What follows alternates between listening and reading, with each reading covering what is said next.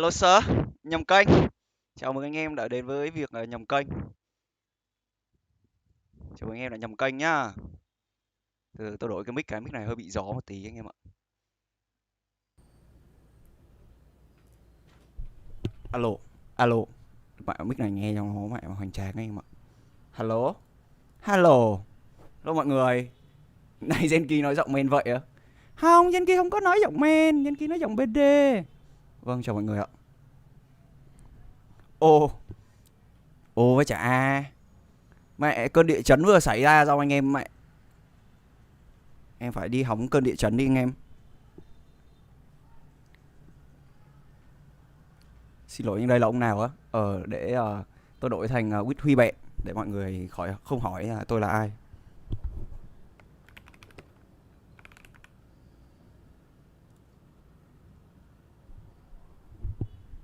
Cơn địa chấn vừa xảy ra ở VCT Việt Nam xong.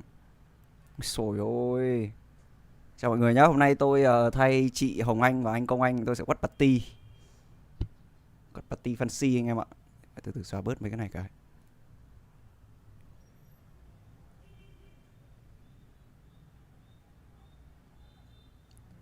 Nói giọng kia đi á, nói giọng này men quá. Không nói, giận. Tôi giấu. Giọng kia là quá khứ rồi.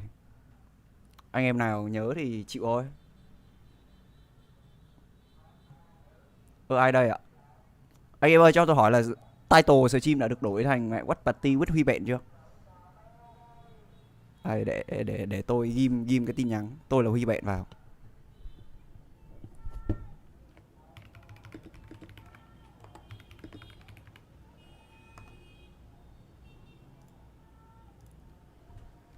Đấy, được chưa? Ghim luôn tin nhắn tôi là Huy Bẹn.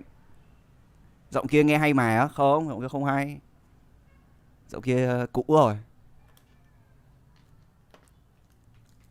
AKA Yút nẹp này chứ. Để mẹ bú tí phêm. Vâng, chúng ta cùng trở lại với trận đấu. Anh này là best controller đúng không á? Không, tại vì sau trận đấu hôm nay thì best controller anh nghĩ là vị trí vai net. Anh thì không xứng đáng với vị trí đấy nữa. Vai net này bằng kinh quá. Vai net này bằng kinh quá. Đẩy mẹ fancy đi luôn. Đi một sải.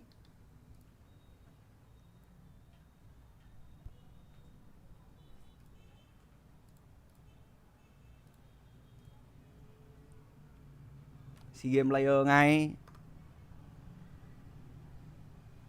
Và luôn từ tôi phải đổi cái theme của cái YouTube bên trái tôi thành màu trắng cho nó mày sáng cái mặt tôi lên. Để này tối quá. Được rồi, sáng chưa?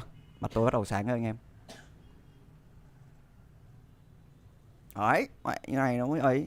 Em chào chị. Vâng chị chào em ạ. Nhầm. Vâng chị chào em nha. Ok. Nay người anh em có phân tích chiến thuật hay ngồi chém gió mọi người á? Anh em thích cái nào hơn thì làm cái đấy thôi. Thiếu một player fancy à? Thật ra là không phải thiếu đâu, tại vì cái ảnh ấy trên mạng nó có 4 thôi. Thế là thôi, mình ghép 4 vậy, không ghép được 5 thì mình ghép 4. À, anh em nào có donate qua tài khoản ngân hàng hoặc là MoMo thì tôi sẽ không nhận được thông báo để mà cảm ơn anh em nhé. Chứ anh em nào có donate thì có thể chat lên cho tôi để tôi cảm ơn. Hoặc là đôi khi là anh em đéo donate vẫn chat được. Tôi vẫn cảm ơn thôi. Thì tôi đéo biết là bên Công Anh có nhận hay không.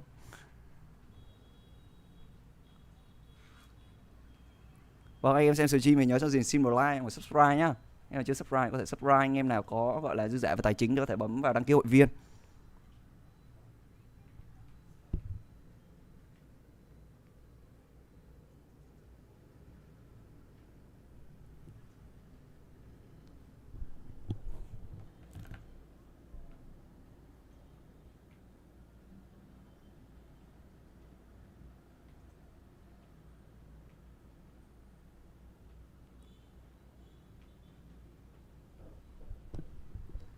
Ai đây ạ? Slow Z này gọi là Slow Z mẹ Hoàng Dương của anh em mình cũng nhé. Vâng, cảm ơn. Chào tuyển thủ Naraka số 1 Việt Nam ạ. Quả tóc 10 điểm anh ơi á. Ôi, tóc này bình thường, tóc này hơi dài tí. Vậy đang nuôi tóc dài. Đang không biết cắt kiểu gì anh em ạ. Mẹ vẫn chưa bắn à? có thể điểm sơ qua về map trong BO3 ngày hôm nay được không ạ? Không có map picture này à?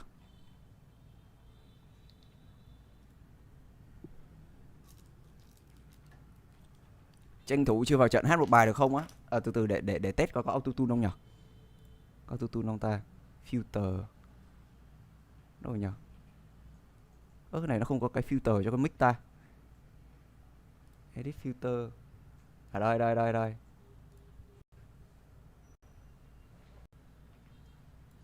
Alo. Hello. Có tune không anh em? Tôi đéo biết nữa, tôi đéo test được.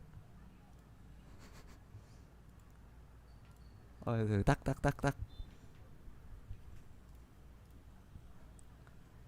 Có tune à?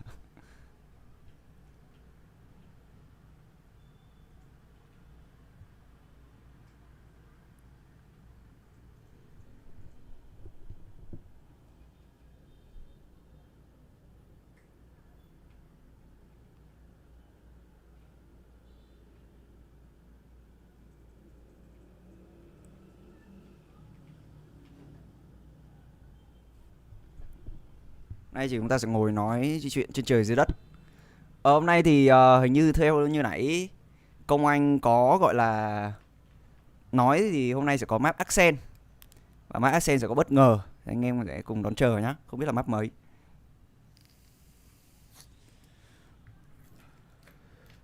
Ông Huy ơi, kênh này bán bao nhiêu tiền để tôi mua? Kênh này vô giá bạn nhá. Ví dụ người đang ngồi trước cam của bạn thì có giá này. Cụ thể là đâu đấy tầm khoảng 10 triệu một đêm. Chơi BD luôn. 10 triệu được giá là đi, BD cũng chơi.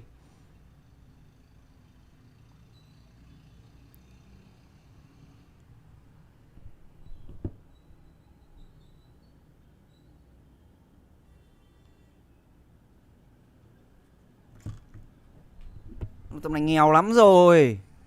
Xem than donate nhá. Bây giờ donate á, bây giờ donate thì thôi anh em ủng hộ là được, donate cho ai cũng được, có gì đâu mà.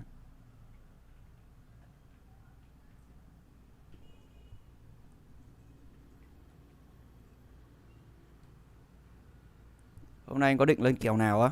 Thôi hôm nay anh vừa gọi là đi hơi xa một tí các em ạ.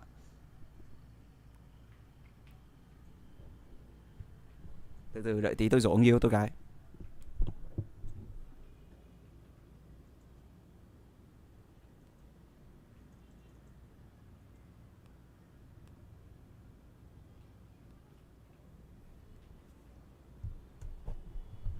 Nay có lên thuyền không thầy Huy á? Thầy Huy lên xong thầy Huy chìm con mẹ rồi. Tầm này mẹ 6 giờ tối rồi, thầy Huy chìm con mẹ thuyền từ lúc đâu đấy khoảng 2 tiếng trước khi mà trận đấu giữa đội tuyển nào đấy và đội tuyển nào đấy bắt đầu. Cút luôn map 1 thì thầy Huy chìm thuyền rồi.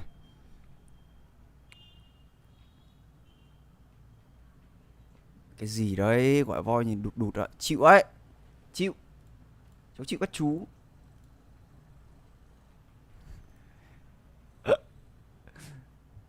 Tô Đắc cậu handicap à? Đâu đấy vậy là anh cờ á. Dạo này mẹ học nhiều á. Tôi còn đang phải vật lộn với cả HTML, sờ và JavaScript nữa. Mẹ tôi đang vật lộn lắm anh em ạ. Nhiều bài quá.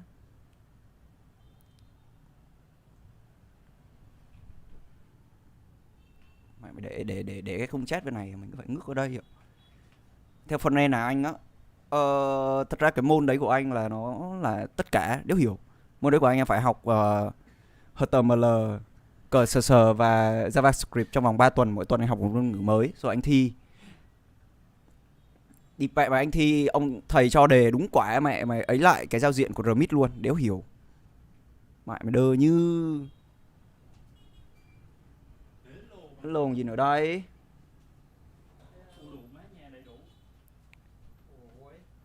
Gieo dị như mấy anh em Weibo Nhật như vậy sao? Sổi ôi đẹp dai nó là có thừa, mấy bà hàng xóm tôi cũng hay khen với cả mấy cô ngoài chợ. Anh học lập trình web chỉ frontend thôi ạ. Thật ra thì anh chưa có định hướng cho bản thân anh đang lạc lối lắm. Đang lạc lối vậy lồn các em ạ. Địt mẹ nhà anh đang hơi đông, nếu hiểu. Lồn kêu đéo về không về lồn à? Huy Bẹn có bạn trai chưa? Chưa nhá. địt mẹ mày nhìn đây. Biết anh livestream kênh nào không? Biết anh livestream kênh nào không? Gì? Nên học HTML không anh á? Đây, anh có thằng bạn anh hiện tại vừa mới nhận mức lương thực tập là thực tập đâu đấy tầm khoảng 7 triệu và nó là chưa được cái gì nhỉ?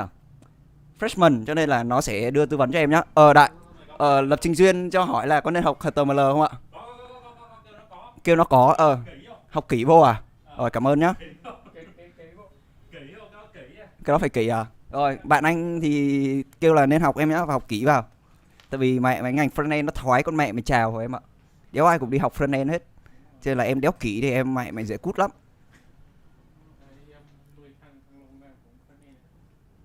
Thì cả hiện tại trong nhà anh có mẹ mày đâu đấy tầm khoảng 3 thằng frontend.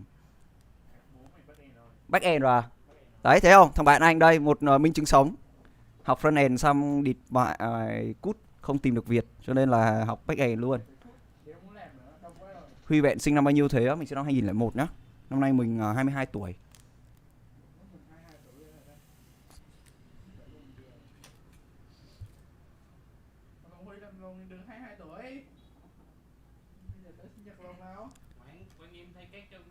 Nói chung là học frontend thì anh em phải học giỏi vào.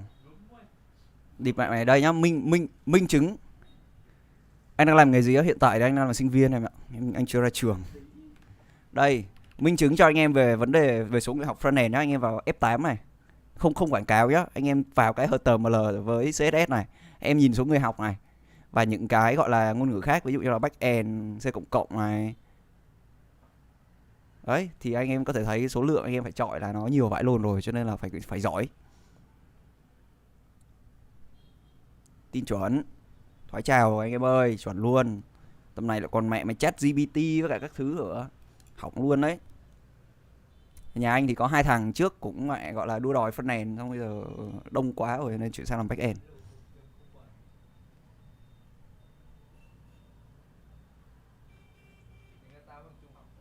Học trường nào vậy bro á? Hiện tại thì mình đang học đại học nói đúng ra thì đại học nó tên là MIT, còn nói kiểu kia là Pyramid. Không phải mình giàu đâu nhá. Đừng nó nghe vậy lại tưởng tôi giàu rồi hỏng mẹ luôn đấy. Đói như chó. Rồi, ta vào tập trung vào trận đấu thôi. Và map thi đấu là map thi đấu Fracture. Được pick bởi đội tuyển là DyAC. Và bên phía Bleed Esports họ pick phía Defender trước. Anh em có muốn nổi tiếng stream không? Vâng. Lotus. Fuck man. Fuck. Sorry man. Ok. Ở ra đấu lục thì bên phía DyAC có một tình huống gọi là tập trung đông người ở C, còn bên phía Bleed thì họ quyết tâm chím A cho bằng được với một quả nết và một quả stun.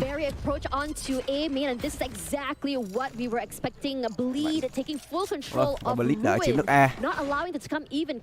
Tình huống phá cửa về B. Chắc chắn đây là một tình huống đánh C rồi. Ít mẹ tắt cái hút đi coi. Ở đây rồi.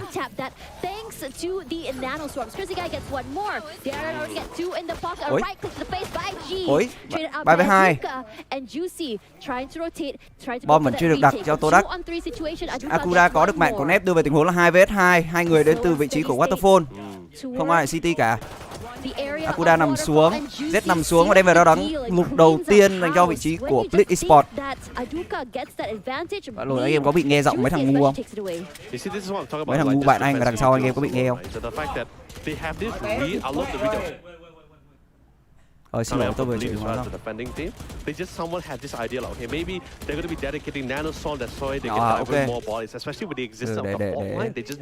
Hơi lọt tí à, rất là cáu. Địt mẹ nhà thì đông, nhờ nhà thì chật, mẹ người thì đông. Em đợi tôi tí. Rồi. Yeah, they didn't really know how many were playing on A main just now, and that's how aggressive they were. And just lại đánh C. Unshakable. Deron chết chay. Không, Deron giết 1, Deron giết 2. Không mất một máu nào cả. Deron giết 3, giết 4. Để nó ace. 7-8 today Ôi, because we luôn, haven't Công Anh seen cướp that A yet. luôn. Not happening. Crazy guy taking it. Bounce round 2 as we go Cầm mic to trông round khổ 3 á. with the rifles. Tại vì cái mic HyperX này của tôi nó mất mẹ cái mút rồi, em thấy không? Em thấy nó mất con mẹ cái mút rồi không? Cho nên là tôi tôi quyết định là đổi cho mẹ cái mic này. Cầm một tí cũng được, cầm 2 tiếng đồng hồ không sao cả. He hasn't been farming those orbs either. That's what I'm saying. He just needs one more ultimate orb. Then he would potentially have a lockdown. Chỉnh tiếng stream nhỏ lại á. Tiếng game vẫn bị to à? Ok, để tôi chỉnh nhỏ lại một tí. Oh, this is by far one of the best ultimates to shut this down here. Yeah, and look at how many utils are just thrown. That was 3 utils thrown on A main. It's always the same thing over and over again. And this time around, Crazy Guy will be walling off B. Tổng ra thi đấu bonus. Tuy nhiên thì bên phía Blitz Esports còn có 3 khẩu súng lớn, 2 khẩu bundle, 1 khẩu bulldog. Full screen là ở của anh đấy. Vâng, bỏ C và quyết định bắn retake. Công Anh vẫn đang ở vị trí waterfall. Nếu FortiZ đẩy qua thì có thể là một mạng danh cho Blitz Esports. Nhưng không, có quả flash cực kỳ tốt đến từ vị trí của Zit. Công Anh nằm xuống, Deron đổi 1, tuy nhiên thì cũng bị nằm xuống ở dưới vị trí của Aduka. Có check hay không? Không check. Và đó là round thắng bonus dành cho vị trí của Todak. Tuy nhiên họ mất 2 súng và 3 giáp. Oh, it was really great as well. You can definitely see the adaptation coming up from Dota members, right? They just wanted to reaffirm whether they're going to be seeing the exact same dark cloud and the fault line placement. The minute they saw that, like, you know, that's great. Hôm qua thằng Pfizer cầm khẩu Odin đứng đục Long A luôn mà cay vãi luôn. Hôm qua Pfizer bắn kinh. Comfort zone here and just slowly pepper them down and just absolutely fantastic. Anh em xem stream cho xin một like nhá. 400 anh em này, mọi người một like đi. At least for Jeet, he can actually run those taps if he wants to. Again with the aggressive pushes and Frosties gets chết the con first mẹ pick ở C onto rồi. Darion. And this is a very different and separated play if you can see how Soda is moving. Cho anh em nào chưa biết thì game mới update thì quán Swarm Nano của Killjoy thì có thể phá được đổ Killjoy bên địch. Như em có thể thấy thì pha vừa rồi thì vị trí của Aduka đã phá con mẹ mày alarm của Darion, mà dù Darion chết cũ rồi. This playing field has been evened because of the rifles on the side of lead. Về đánh C, Blitz Esports quyết định. Rồi có like chơi game trên kênh riêng không? Có nhá. Kênh của mình là rút nẹp. Em có thể search YouTube, mới có 300 sub thôi. Em nào có lòng tốt thì có thể sub hộ cái. Chơi liều retake rồi. 4v5 retake bom được đặt. Without any form of resistance so far. They just exploded onto the side. It gave them so much value because of the way they played. It kept Bleed on their toes. They weren't sure where exactly they were gonna rotate. And this time around, I think Bleed is okay with giving save luôn mà. Very interesting chưa? situation here because they lost Darion. They decided, okay, I think that economy-wise we haven't really recovered. It's best for us to save. Lỗi khoai nhá. Vâng, thì trên kênh chat có một người anh tên là Cookie Cake có rủ mình chơi game rồi mình bảo là mình bận học. Vâng, tuyệt vời.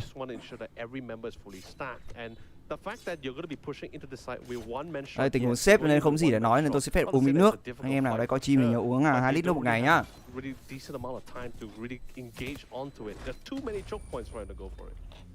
Timing, I think that out of all the teams we've seen in MYSG, this sort of save style we've only seen from Bleed. We see like maybe there's 1 person or 2 person left trying to save guns, but never really this full kind of save. And this is a very EU style of play. Chimmer có tâm vậy luôn, nhắc nhở anh em uống nước đầy đủ luôn đi. EU knowledge into this region. I mean, definitely for sure, you know that the amount of experience that they have, and don't even get me started. Not just like as well, like every each of these guys. Cho nên là thường thì người ta hay bắn ở Habo hoặc là Omen kẹp Killjoy đấy.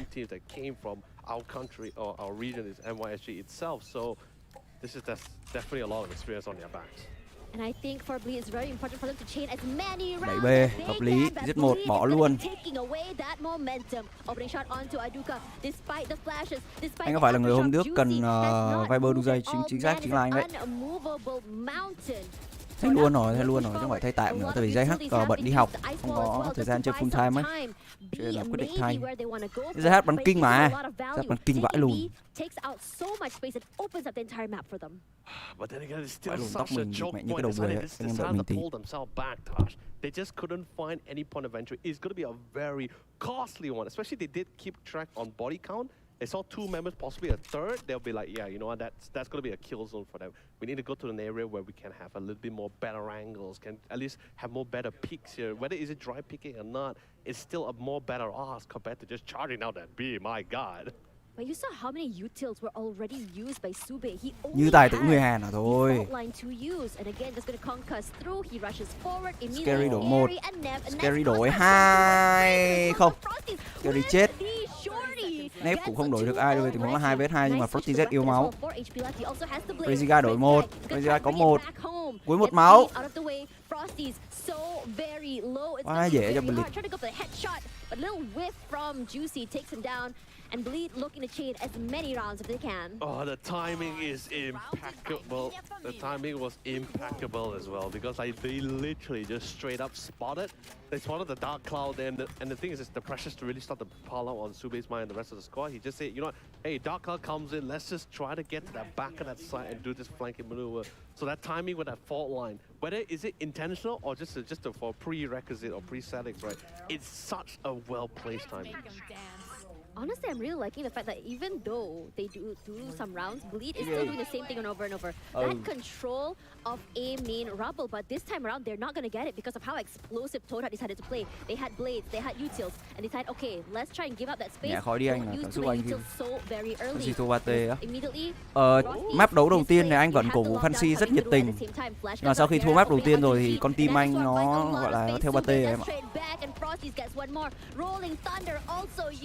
Retake nhanh luôn mà.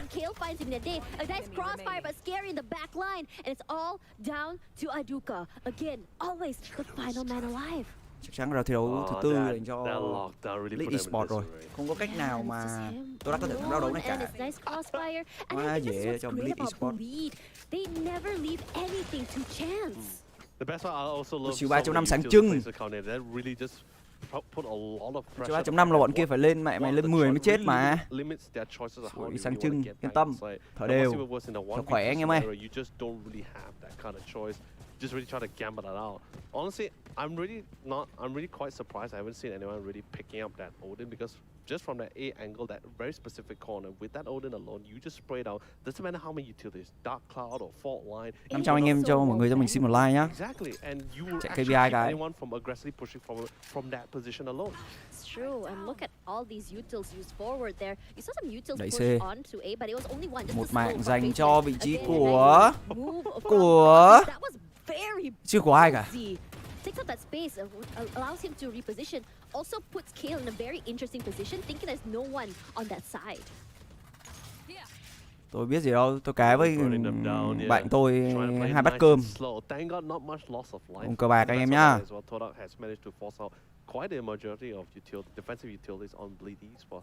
RMIT Hà Nội ở thành phố Hồ Chí Minh hết anh hiểu không? Tôi không biết về học phí RMIT Hà Nội. Nhưng mà nếu mà RMIT Hà Nội với cả RMIT Hồ Chí Minh mà học phí bằng nhau thì nên học RMIT Hồ Chí Minh. Lý do thì bởi vì RMIT Hà Nội chỉ là một cái tòa nhà thôi, không có một cái campus nào cả. Em đang học RMIT Hồ Chí Minh nhá. Campus rộng.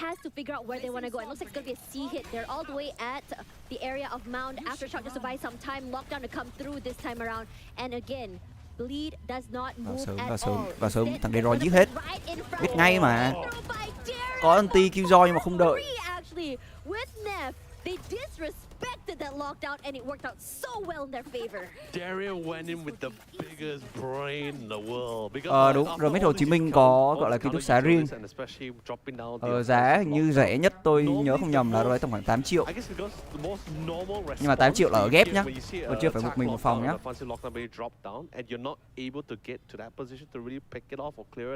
Tình huống time out từ tôi đắt.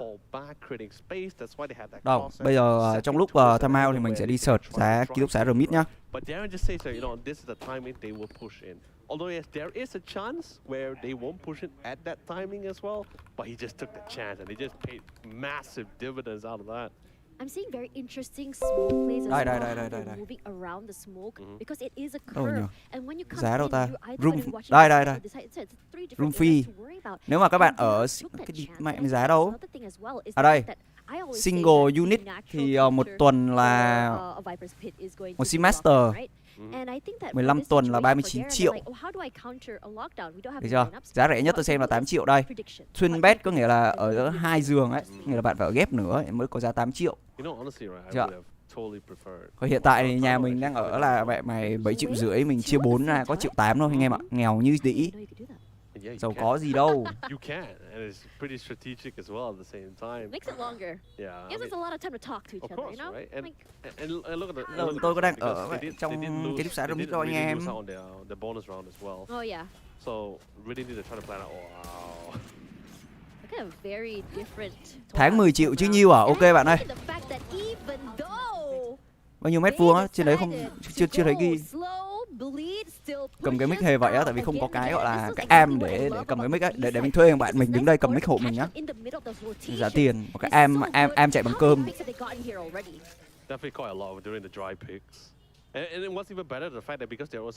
Đây, như anh em có thể thấy như là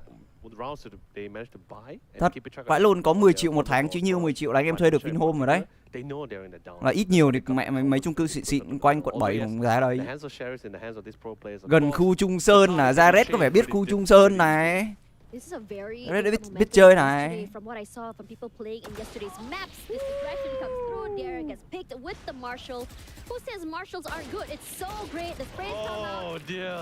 Đẹp hay không thì để làm gì đâu, đâu có tới lượt mình đâu mà.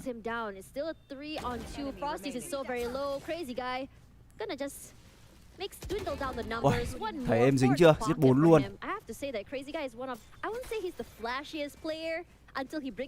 Linh ơi, đây anh em thấy thằng có bạn gọi là tên Hoàn Linh chat ở trên kênh ấy, thì bạn này là ngày xưa là ở trong ký túc xá Remit nhá. Đang map 1 bạn nhá. Hôm nay ngày xưa ở ký túc xá Remit. Mình thì hồi đấy ở một cái căn phòng trọ là 25 mét vuông ở quận 7 thôi. Dùng giấy vệ sinh để làm mic đấy luôn đấy nhỉ. Từ từ để gỡ cái bên này ra trông nó đỡ vướng nhé.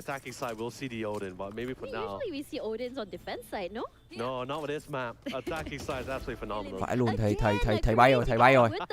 Thầy bay rồi các em ơi. Thầy đi đúng một đường ở B luôn. Ôi.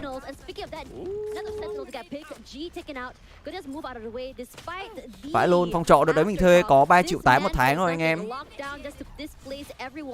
And this time around, no one is disrespecting the lockdown. They get the plant down, rolling thunder as well, just to really clear out the area. Sube wants to just counter lấy cuộn giấy vệ sinh chống luôn, nghe hợp lý chứ. Từ từ để tôi tìm một cái hộp gì đấy để tôi chống cái mic này lên. Mẹ bắt đầu mỏi tay rồi đấy. Xem có hộp gì trong đây. I am very amazed at how proactive DyAC is. Chống cái mic lên cái hơi mỏi tay tí. Thật, 3,8 triệu phòng 25 mét vuông. Luôn phòng có đúng mẹ cái bàn với cả cái giường hết, cái bếp nữa, nhưng mà không bao giờ nấu ăn cả, tại vì đi mẹ nấu trong phòng đấy chỉ có mẹ đây á, nấu trong phòng đấy ấy. 8 giờ tối gì nhỉ, 6 giờ tối anh em nấu cơm kho thịt đúng không, thì mẹ 6 giờ sáng ngày mai anh em ngủ dậy vẫn ngửi thấy mùi thịt, nói thật. Tôi phải tìm anh em đợi tôi tí, tôi phải tìm một cái mẹ gì đấy để chống cái mic này lên mới được. But for DyAC, never mind. If it happens, it happens. If it doesn't, we're gonna trade back. And it was a nice cross catching them off guard. They weren't expecting him there at all. Nếu có gì để chống hết anh em ạ. Thôi rồi, tạm đi. Quán cà phê bên đó, quán cà phê đợt đấy là Tân Phú chứ không phải Tân Bình. Quán cà phê đấy là đợt đấy là định mình đang WatchParty là mình đang ngồi mẹ mày trả lời câu hỏi nhé. Quán cà phê Tân Phú đấy là đợt đấy là hồi thuê, đợt đấy là định thuê để mà mở, nhưng mà anh em có nhớ cái đợt Covid mà đéo ai được ra khỏi nhà không? Ấy dính mẹ đợt đấy là không ấy nữa. Ghê gủng anh dùng chuột gì thế á? Hiện tại anh đang dùng con G703 wireless chắc chắn rồi. Pad anh đang dùng QCK Heavy. Bàn phím của anh là bàn phím custom, quên con mẹ tên rồi. Tai nghe HyperX anh em nhìn cũng biết rồi. Luôn win round này à? Oh. Mà nói chuyện qua win mẹ rau này rồi. Hay tuyệt vời DyAC. Con này là con gì nhở? Quên con mẹ tên rồi. GMK87 à? QZK là control hay speed á, không biết anh em ơi.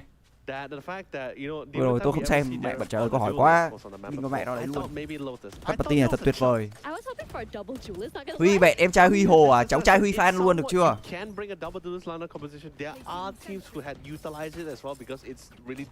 Huy Bẹn, em trai Huy Hồ, cháu trai Huy fan luôn.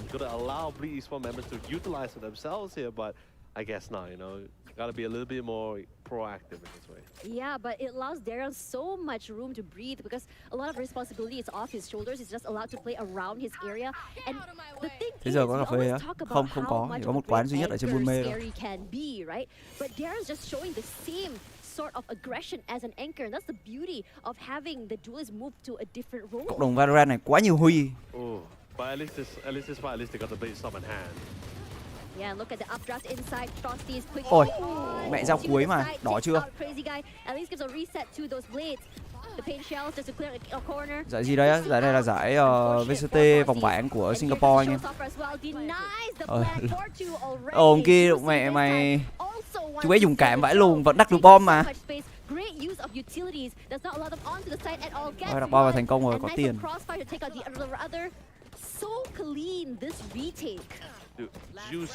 Để tôi đọc lại đúng tên giải này nhá. Giải này là giải Challenger League Malaysia and Singapore Split 2 Group Day man. Ngày thứ 9 nhá. Nó bị mù hay không thì nó cũng phải đặt bom rồi, phải chắc chắn chết rồi, không chạy được. Chú bé dùng cảm. Mày cộng một respect. VCLMISG Split 2, yes sir. Em cho xin một like đấy. 600 anh em, mọi người một like. Tuyệt vời luôn. Như vậy sẽ năm bao nhiêu á? Mình sẽ năm 2001 ạ. Trẻ đét. Đội thầy chưa thua trận nào anh em. Đắt vào đòi húp mẹ Escary luôn mà. Vợ chiến nhà ấy. Ôi thầy giết một luôn. Escary giết 1. 3v3 à? 3v2. Thầy đi. Uầy. Thầy vẫn sống. Và là 3v2 thầy peek. Thầy cháy. Thầy hết đạn, thầy nạp đạn, thầy chết. Mình là con trai của Công Anh nhá, cho bạn nào chưa biết. Là con trai của anh Công Anh. Mẹ mình tên là Hồng Anh. Bố mình tên là Công Anh.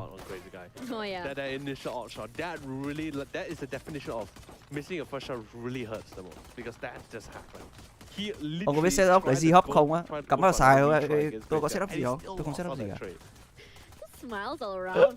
Ngô Công Junior, yes sir. Good right now, and I have to say that if you were able to outgun an op with a vandal, with a sheriff, it's the tên là Ngô Quốc Huy anh em. Công Anh tên Ben là Ben là Công Anh ấy đấy. Công Anh là cho mình á.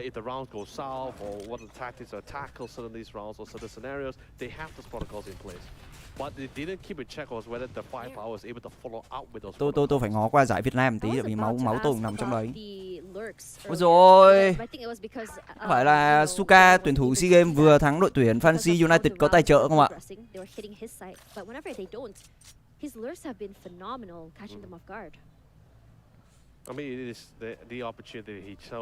Anh em nào hỏi mình là ai thì mình có ghim cái chat ở trên kia. Mình là Huy Bẹn.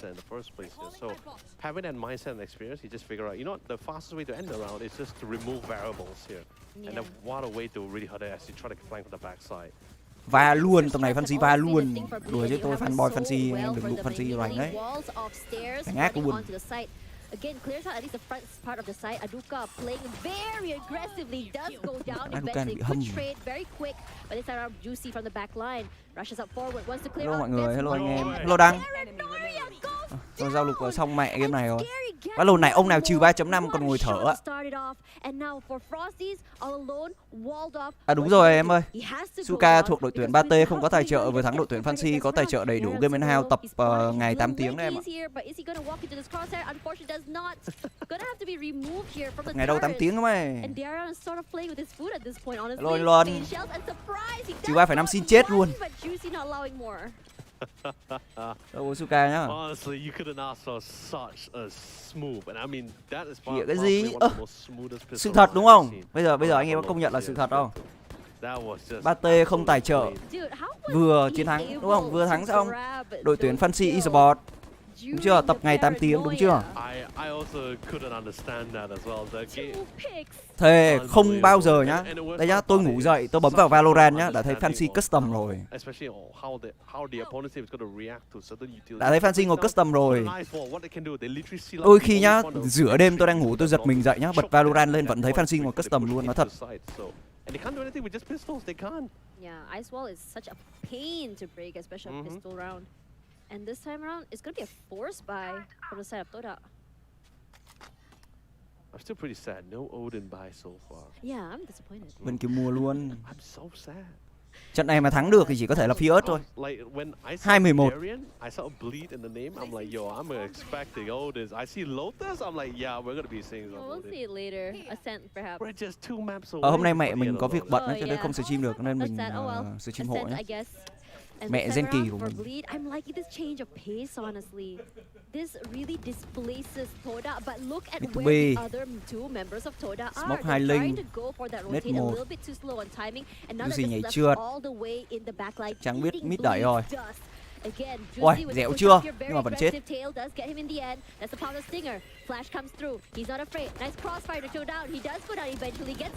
Ồ, 3v3. Ồ, 2v1. Nép một máu. Ồ, Radion bắn vãi luôn.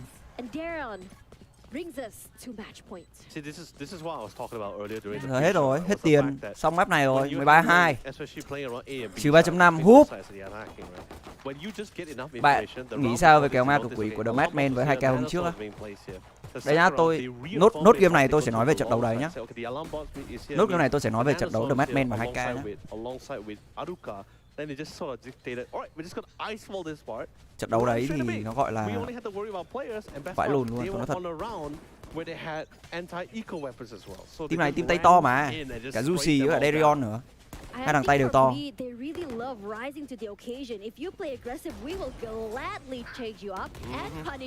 Mẹ dẻo chưa? Dẻo chưa?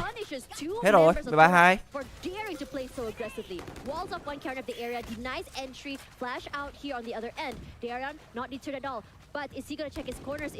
Check không? Không check à? Không check này.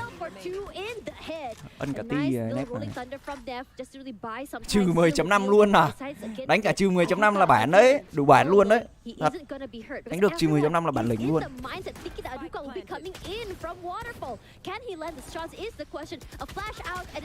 Nhờn. Rồi, 3-2 map 1.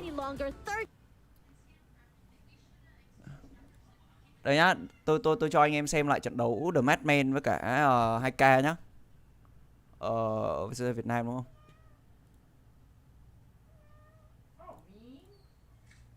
Hello bơ. Tôi cho anh em coi trận này nhá. Đây, từ từ. Bật này lên tôi che cái đoạn bên này cái đã, từ từ. Đây. Anh em nhìn con Killjoy nhá. Có ai bắn Killjoy đời bắn Killjoy mà mày map Haven 11 first death không? Có ai bắn Killjoy mà ở đời có ai bắn Killjoy mà mẹ 11 first death không? Mẹ hơn cả thằng Duelist. Chơi game mày bắn Killjoy nhá. Bắn mày Defender nhá, đặt full đồ C để ra gara chết. Được chưa? Chơi game thấy cháp rồi vẫn đạp vào cháp, được chưa? Mẹ đồng đội mình đi móc, chạy con mẹ vào cháp địch, được chưa? Đời ai chơi địt mày Killjoy 11 first death. Đúng. Hồi đầu bắn xong rồi nghỉ một khoảng thời gian đấy. Đời ai bắn Killjoy 11 first death. Đây, thích thì tôi bật lại trận đấy cho anh em xem vẫn được. Nhưng mà từ từ tôi qua tôi cổ vũ mấy anh em Siko của tôi đã. Siko 46 đúng không? Nhưng mà bây giờ anh em mình cùng đi đếm nhá, xem là OT nhá, John Cún chết bao nhiêu mạng đầu tiên nhá. Đâu rồi? Có full map không? Có full map không nhỉ? Không có à? Đây đúng không? Ngày hôm qua đúng không nhỉ? Bate với cả Lazy. The Madman với 2k. Đây. Để cho anh em xem. Có mấy ra OT cơ. Cầm cái mic trông khổ á. Phải khổ đó em ơi. Này là đang bắn lên T-side đúng không? Mới ra bên City ấy. Người ta cống hiến à? Ok, cống hiến chịu. Nếu mà người ta thực sự cống hiến 10 điểm. Mẹ trận này thằng XBK bắn vãi luôn rồi nhá. Xuân Bắc Kỳ hoặc là Xuân Bách Khoa. Cái gì không được nói người ta bán độ. Đừng có nói vậy. Vậy thể thao chân chính anh em. Đây, một first death này. Một first death. Được chưa? Một first death nhá. Biết địch ba sinh long rồi. Chiều hết.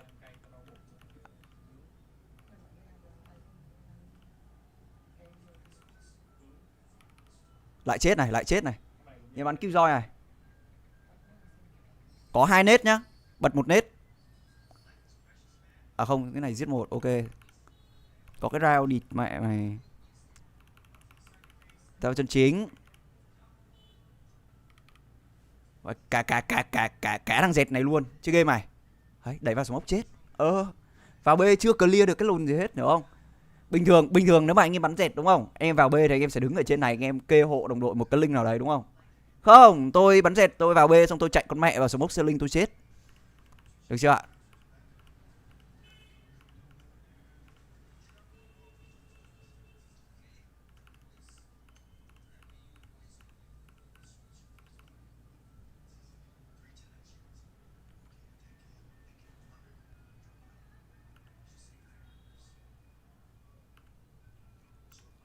Pha này được, pha này bỏ hay.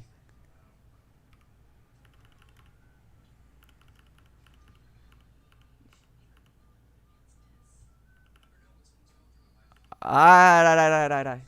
Tôi bắn Killjoy đúng không? Tôi đặt full con mẹ đồ ở ấy luôn. Ok, bài này bài đẩy, ok. Round này đẩy thì chấp nhận nhá.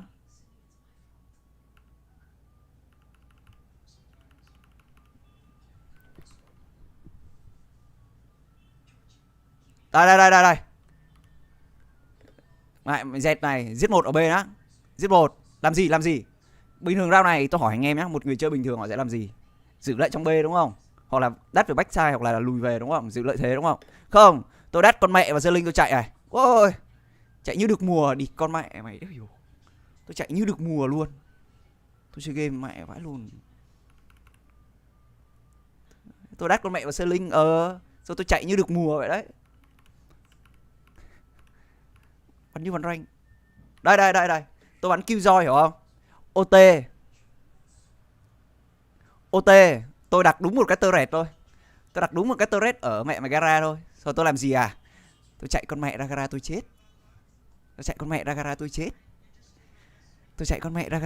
Tôi bắn Killjoy ạ. Vâng. Tôi còn một alarm bot và 2 nết. Nhưng mà tôi chạy con mẹ ra gara tôi chết. Tuyệt vời chưa?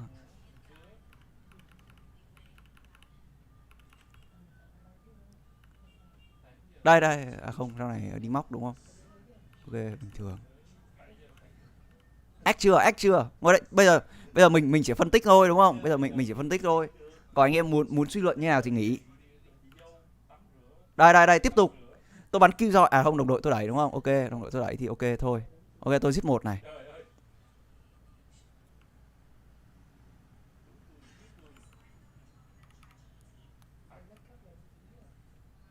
Đây.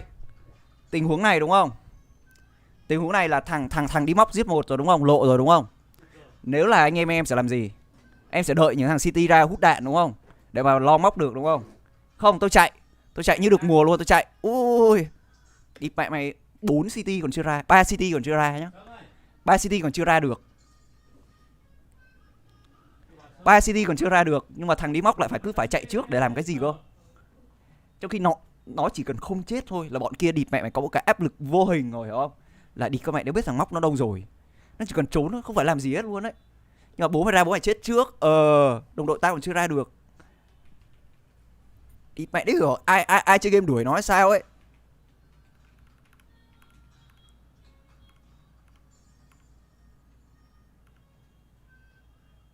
Cái này damage bằng kinh, ok. Cái này là vào 5v2 đúng không? 5v2. À đâu, thua mẹ rồi.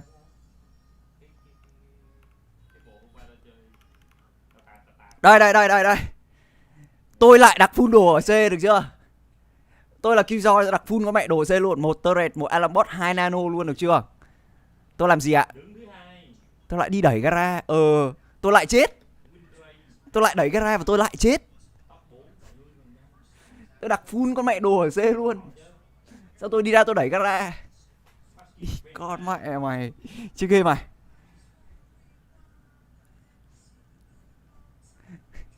Chơi game mày. Địt mẹ mày chắc là ma xui quỷ khiến đấy. Ma xui quỷ khiến. Ma xui quỷ khiến. Ma xui quỷ khiến tôi phải làm như vậy. Phải luôn chơi game. Phải chơi game uy tín thật đấy.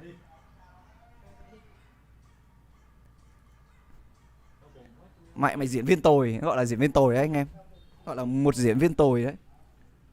Tôi ném con mẹ, tôi set up full con mẹ mày C luôn. Tôi đẩy ra gara tôi chết.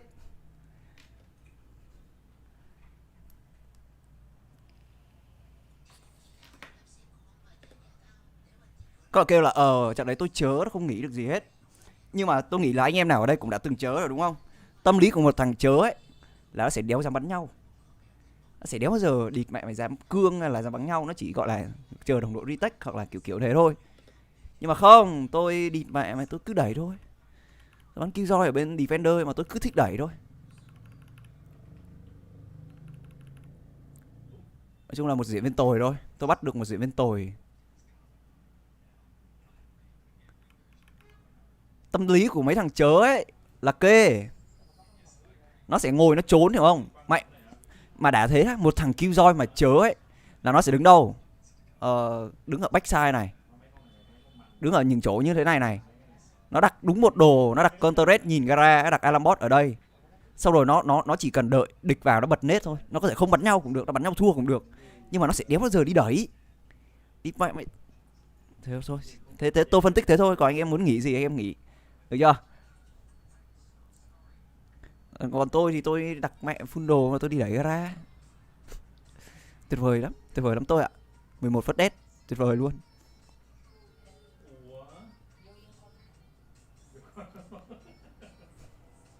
Hoặc là mẹ gọi xuống ăn cơm hoặc là gì đấy. Hoặc là gì đấy không ai biết được đúng không? Hoặc là gì đấy không ai biết được. Ok rồi, chắc người ta đói bụng thôi, không sao cả. Càng soi càng thấy có gì đấy không ổn à? Rõ ràng. Không, tôi không phải lùn trận đấu đấy nhá. Anh em phải hiểu nhá. Cờ bạc nó giống đầu tư. Cờ bạc nó là giống đầu tư anh hiểu không? Đi bắt phải là bán độ à? Cờ bạc nó là đầu tư. Và mình chỉ đầu tư ở những chỗ nào mà mình gọi là thực sự chắc chắn, mình thực sự có kiến thức thôi. Đầu tư mà không kiến thức là cờ bạc, mà cờ bạc mà có kiến thức là đầu tư đúng không? Rõ ràng là trận đấy không ai biết là mẹ mày bên nào sẽ ngu hơn cả. Rõ ràng là trận đấy không ai biết mẹ mày 2K với cả The Madman. Không ai biết là mẹ mày bên nào sẽ mẹ mày thật sự gọi là hay hơn hay là ngu hơn cả. Thôi đéo vào đấy, mình vào những kèo là chắc chắn.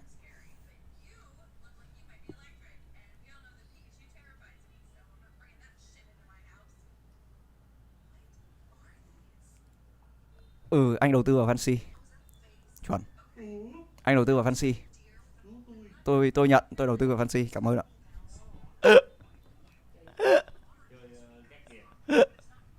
Vâng, tôi đầu tư vào Fancy ạ.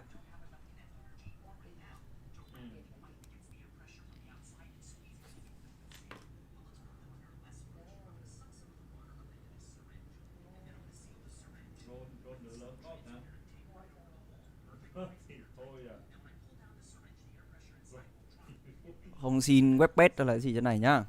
Ai muốn thì tự tìm hiểu. Fancy với 3T team nào win rồi á? Fancy với 3T thì chắc chắn rồi. Nhà chiến thắng đó là 3T và hai tuyển thủ từ SEA Games. Rõ ràng đúng không? Anh em nhìn line up là ấy rồi. 2 SEA Games versus không SEA Games. Big Bang không tính nhá. Bỏ. Mình đi bắt hết. Tầm này mình mày có hành vi gọi là dàn xếp tỷ số. Mày bắt hết. Bắt là bắn hết. Mày thể thao này phải trong sạch anh em ạ, phải chân chính. Chứ game mà mày cứ bắn dở nó không được rồi.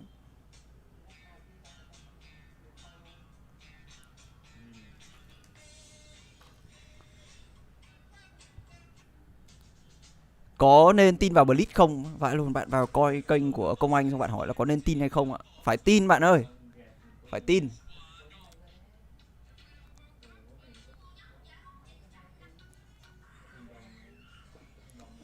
Đấy, anh em nãy anh em nào coi map split với cả map burn của Fancy cũng nhận thấy vấn đề mà đúng không? Không có người vào. Chạy chay vào. Xong có Astra nó sắc cho một cái. Con Ray nó ném nết cho cái hết luôn. Hết luôn, làm gì giờ? Hậu quả của việc không có người đi đầu đấy. Ai đây à? Crazy Ngo anh em ơi. Nhưng mà tôi sợ bật tiếng bị mẹ bản quyền, tại vì cái đoạn này nó có nhạc ấy. Là có nhạc không nhỉ? Có nhạc background, sợ bị ăn bản quyền anh em ạ. Blitz là phải tin anh em hiểu không? Không thể không tin được. Mai có VCT không ấy nhở? Mai thứ mấy? Mai thứ 7 à? Không có đúng không? Có VCT Việt Nam đúng không?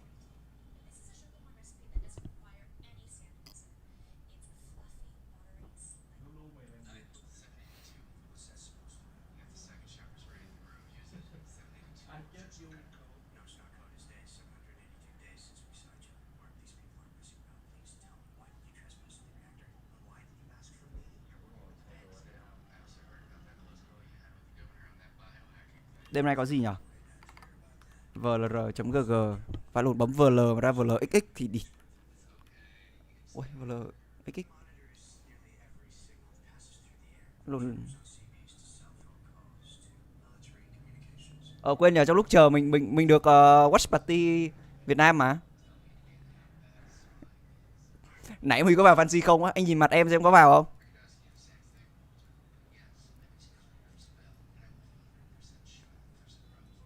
Thì mẹ mấy em Sico của anh quá đã.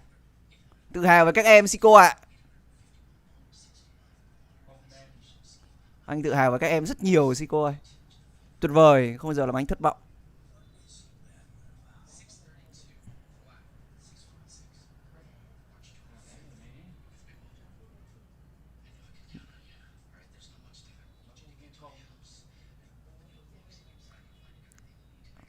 Không phải là đau mấy lần rồi, thật sự đau rất nhiều lần, nhắc đến là buồn mà chẳng hiểu. Từ từ bật tune thêm, có tune không nhá? Sentinel, tại vì chúng nó thắng 11 năm rồi, nó giận quá rồi. Bây giờ mẹ ấy mà chẳng hiểu là tại sao.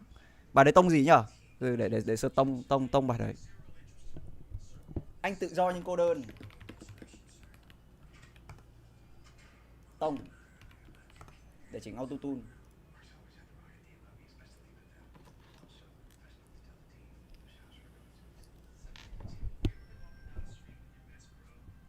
Đô trưởng. Từ chỉnh thử auto tune có.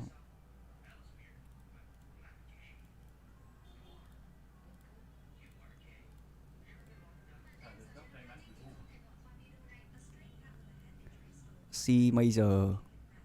Đau mấy lần rồi, thực sự đau rất nhiều lần. Có tune không? Có tune không anh em?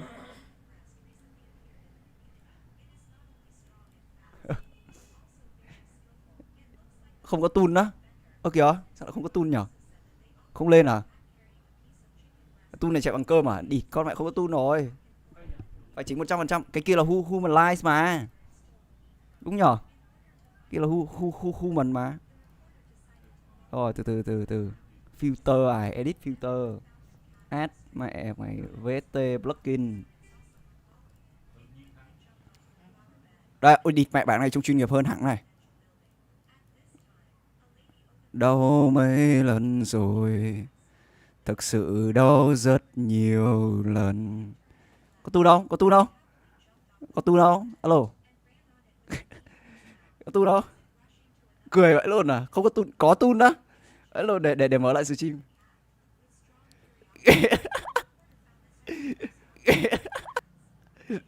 Đi con mẹ, tại vì cái tool này là cái tool nó chạy ở trên Streamlabs nên nó đéo mượt được.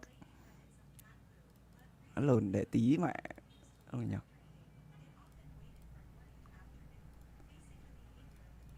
Đâu rồi nhỉ? Cái ấy của mình đâu ta?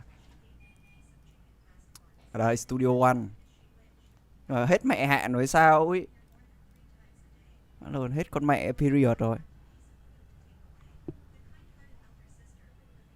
Lồn hết con mẹ rồi. Từ từ anh em ơi, đợi tôi đi fake cái.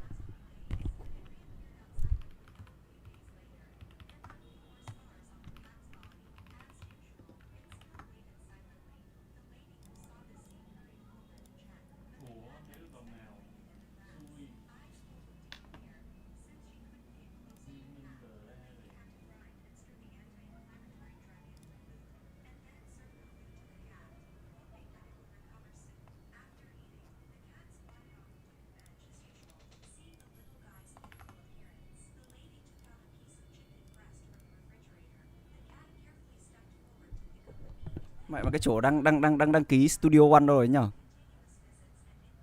Lồn từ register. Đây rồi.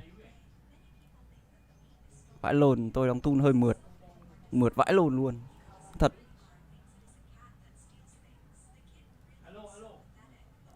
Từ để lock out ra cái này là ở đây register.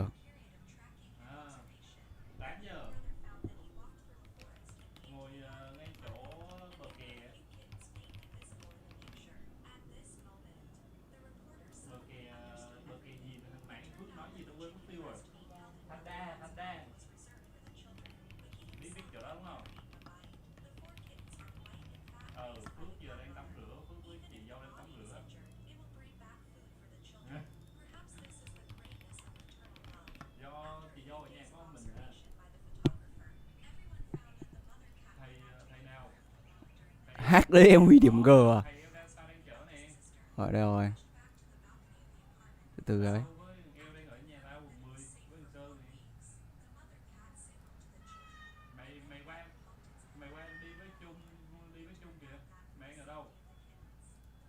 Đâu rồi nhờ, nó có cái trial ấy, đi các mẹ mày. Studio One 6 trial ở đâu ta? Mẹ đéo có tiền mua anh em ạ, phải dùng trial. Từ coi, trong này có không ta?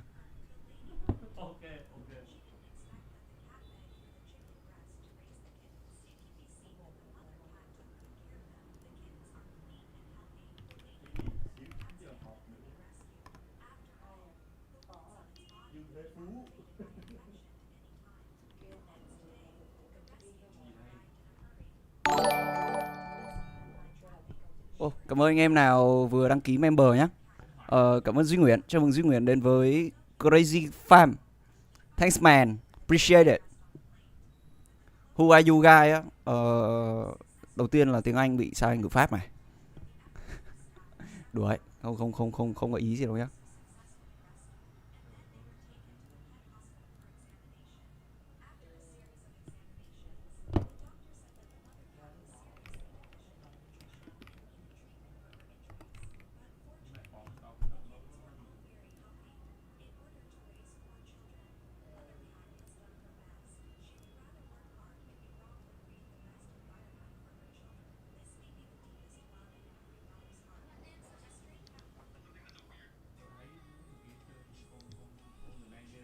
Mất con mẹ rồi anh em ạ, đéo đăng nhập được. Lần tôi hát hơi hay. Rồi nhờ, có bài demo hay sao ấy. Lần hát hơi hay anh em. Nhưng mà đéo anh nghe rồi. Hát hay nhưng mà không anh nghe. Rồi nhờ. Cảm giác anh có chẳng thể nào kể tên. Ta vô tình gặp gỡ em xem như chưa từng quen. Bài nhạc ngày xưa em thích vọng vang lên trong màn đêm. Em đã rất cố nhưng anh không. Em lại cô đơn giữa dòng đời. Dù em đã rất cố nhưng anh không thể quên. Nhưng cảm giác anh có chẳng thể nào kể tên. Ta vô tình gặp gỡ em xem như chưa từng quen. Bài nhạc ngày xưa em thích vọng vang lên trong màn đêm. Rồi. Hát lời hay mà đéo anh nghe rồi. Có chừng diễn bản quyền nhạc á. Ha. Chết con đỉ mẹ rồi. Biết đây có bản quyền không ta? Thôi chúng ta cùng quay trở lại Max Accent. Anh em thấy tôi bảo Max Accent có bất ngờ không? Crazy Guy bắn mẹ mày Cypher được chưa? Crazy Guy bắn Cypher được chưa ạ? Trời, anh đã xây cả tòa lâu đài nó gọi là nét luôn. Nó giọng gió cũng một gai thế nhỉ. Bây giờ thầy bắn con mẹ Cypher luôn.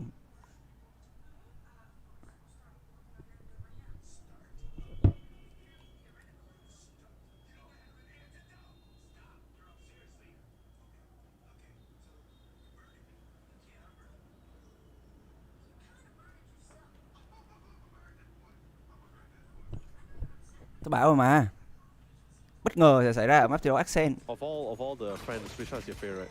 Of all the what? Of all the little friends, which one is your favorite? Of course it's going to be. You can hear him!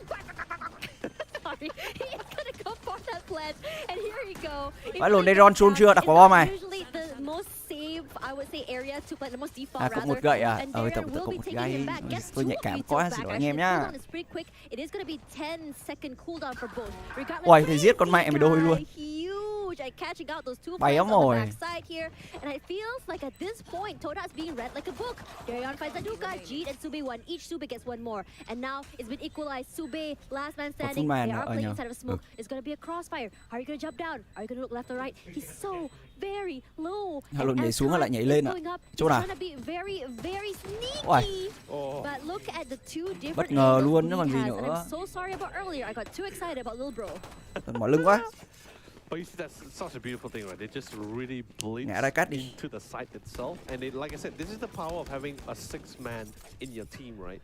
Darren can literally fully divert his full focus. Rồi anh em cho xin một like đây, 350 like, 350 like KPI này. Mỗi người xin một like đây. Làm ơn. Cầu xin 350 đủ KPI luôn. Tuyệt vời luôn. Beautiful country. Very nice.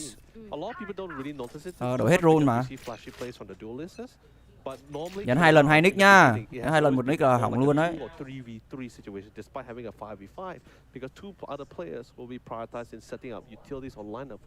Đủ 350 không xin nữa này. Đủ 350 không xin nữa luôn. He takes up so much space for a longer period of time. It clears out a lot of avenues. But this time around, we're not going to be seeing any more of Wingman Sayonara, little bro, as he was not picked up by Darion. And scary this time is actually on Jet. I just realized that for some reason. Sao ông này lúc bắn với Công Anh giọng gay mà nhỉ? Biết tại sao không? Anh gọi đấy là bí thuật. Mất mẹ khẩu Vandal luôn. Mất khẩu Vandal. This allows them any entry from door, at least if they were to break them. And now it's the waiting game, and look at the choke point from where Toda is coming from. It's very hard. It's smoked out. They can go for a flash, but look at that. Chết mẹ cả đấy I was luôn. talking about the goo from Moshpit just takes them out, and Juicy with the run and gun with the frenzy, one more through the smoke.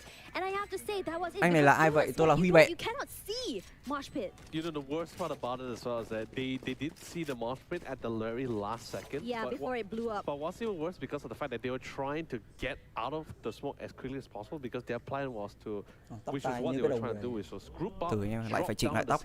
Phải đẹp and trai just anh em. tried to be the body band. Em con trai nhưng quan tâm bản thân nhá. The free vendor that was being picked out when he was able to get that one nice frag. But not only the Moshpit slowed things down, they gave a lot of audio cues that which allowed Darren to follow up with Dizzy. And my God, everything was just Huy Bẹn là ai á? Mình là con trai của Công Anh. Mình là Ngô Quốc Huy. Là Ngô Quốc Huy ạ.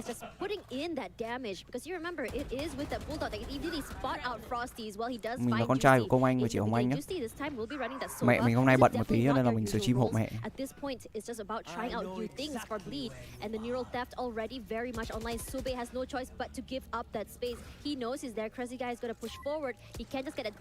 Ôi, nhặt được súng luôn. Ra cương. Very, very clean round for them. And Aduka gets one more. 2v1. Rồi rơi bom luôn. Shadows go down, gives him the space for the smoke. With 1 minute to go, he can rotate to the other side if he wants to. But a 1-on-2 situation here, and he's already anticipating a two different. Anh có phải là ca sĩ không? Anh không em ơi. From market as well as I would say CT. But Toda, maybe they suspect that it might be a long rotation to A, or maybe Neff wants to kind of bait that out. But the thing is that's why I'm talking about just like pure dedication to their Bẹn là gì á? conviction, right? They just say like, Bẹn là we are not going to move Anh đang bắn cho đội nào thế á? Anh không bắn cho đội nào cả. Hiện tại anh không chơi game mà. Anh không chơi hack mà. Chơi vui không? Xưa anh bắn cho đội tuyển OK, đồng đội của Cốt David và Jin CT. Hai người gọi là cực kỳ gọi là có tầm ảnh hưởng.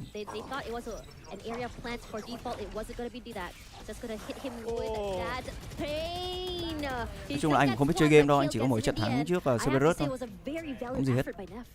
But then again, that shock dart coming from Sube really... You can see all the lineups! Yeah, the shock dart was literally sealing the deal for Neff. Because let's be honest, if that shock dart didn't connect, Neff would still take that fight. He did not get tagged by Kale at all, or by Sube.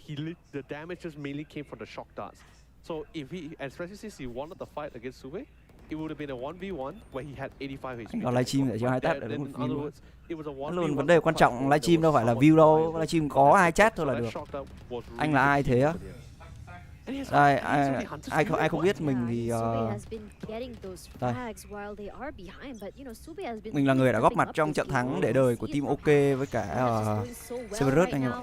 Đây, mình là người đã góp mặt trong trận đấu này nhé. Vâng, nhưng mà mình đây. Cảm ơn ạ.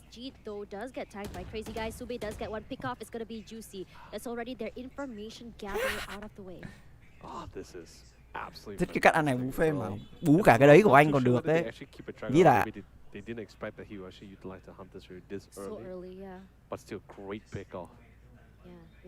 kênh này chung chủ của anh á, ở kênh này là của bố anh với cả mẹ anh, còn anh chỉ là con trai thôi.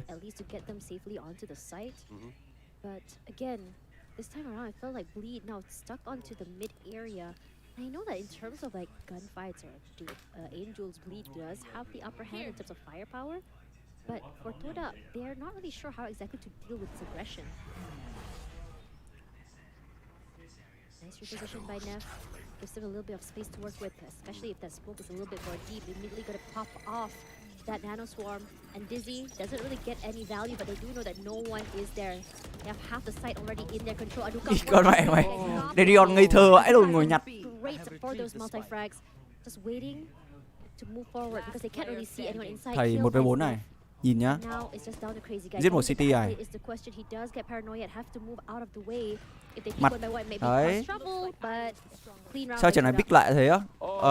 Theo thông tin mình nhận được thì tại vì Blitz mới tập lại bài của Axen đấy, cho nên là không muốn lộ bài, cả đằng nào cũng vào vòng trong rồi, cho nên là bắn như này để đỡ lộ bài thôi. Anh là bet thủ thì hơi run một tí không sao cả.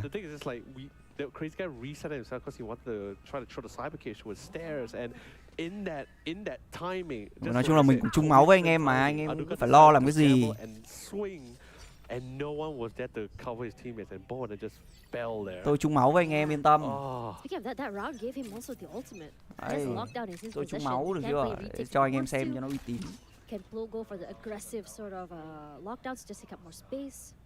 Đây tôi nói thật, tôi không đùa anh em làm gì cả, đợi tôi tí.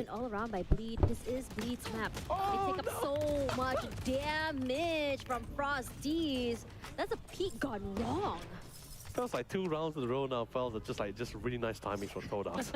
Yeah, they weren't expecting just to push out randomly like that. Để chụp lại chứ mẹ mày lộ cái mẹ đi luôn đấy. Being random can be good.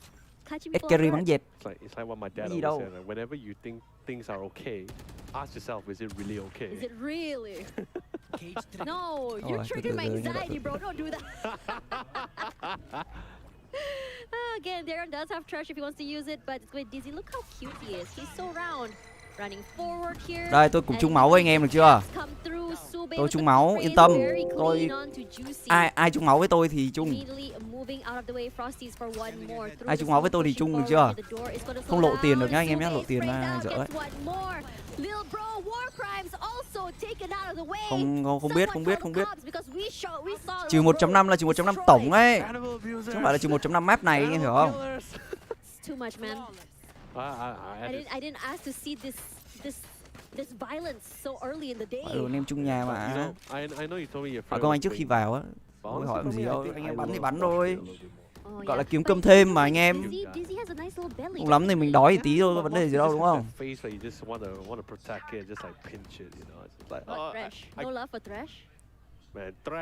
Làm sao Blitz có slot đi bắn thế giới á? Đây giải thích sơ qua cho anh em về nguyên lý của giải đấu nhé. Thì hiện tại Blitz đang bắn là giải VGT Malaysia. Thì giải này nếu mà anh em được top 1 thì anh em sẽ được đi một cái nó gọi là Ascension. Ascension là giải dành cho những đội mà không có nằm trong danh sách franchise của Riot, vẫn có thể cạnh tranh những cái gọi là cạnh tranh những cái giải đấu cao hơn. Thì Blitz sẽ có một slot được đi Ascension ở Nhật hay là Hàn, nếu không nhớ, hay là Sinh nhỉ? Em nhớ luôn. Nói chung là giải này xong rồi vô địch giải này thì sẽ được đi Ascension. Vô địch Ascension thì năm sau thì sẽ được bắn giải thế giới, cạnh tranh với những team như là Fnatic này, các thứ. Đấy, Juicy cứu anh em ngay. Anh em cứ yên tâm ngồi im ngay ngắn vào. Tôi cũng chung máu với anh em đấy, thấy chưa? Nép bắn kinh chưa? Trời ơi, còn nguyên. Thở đi. Đúng, Ascension là qualify cho năm sau hay sao nên mình nhớ không nhầm. Em không rõ nhá. Đi qua hút thằng em tao này. Xong.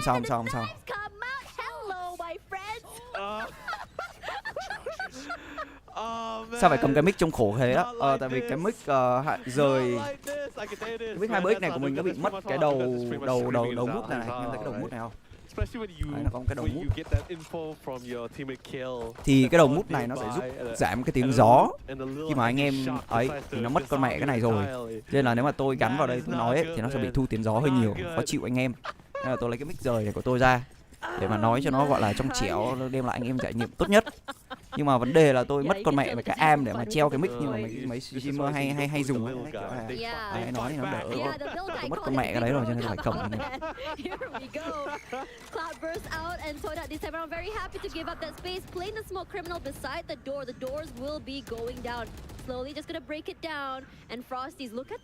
Thì anh Ngọc sở chi mua trêu á. Ui, anh Ngọc mẹ mày oai như cóc rồi. Mình là Huy Bẹn, con trai của Công Anh á, mình là Ngô Công Huy, con trai của Công Anh và chị Hồng Anh. Nhầm mẹ Hồng Anh của mình. Còn mic mà không cover bài hơi phí á. Tầm này hát trên kênh này ăn bản quyền đấy. Kênh của bố tôi không làm mất cần cơm được. Bố tôi đói là tôi cũng đói mà. Thôi Công Anh đi xa đấy.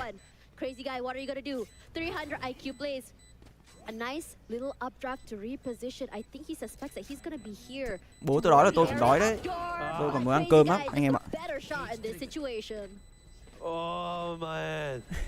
Cầm cái amic theo Blitz rồi à? Đó là tình huống clutch của Crazy Cong Anh.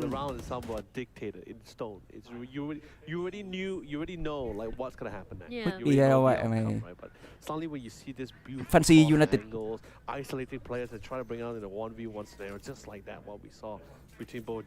Phải luôn, không biết ở đây có anh em nào mày uống cái nước này chưa? Uống cái chai này chưa? Chai này ngon vãi luôn anh em ạ. Thật.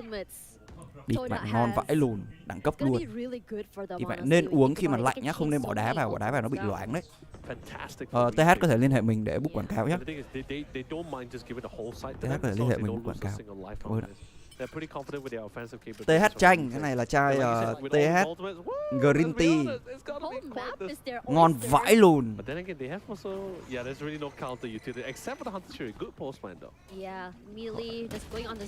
Vãi lùn, tôi mua một thùng. Giọng mình như vậy hay luôn.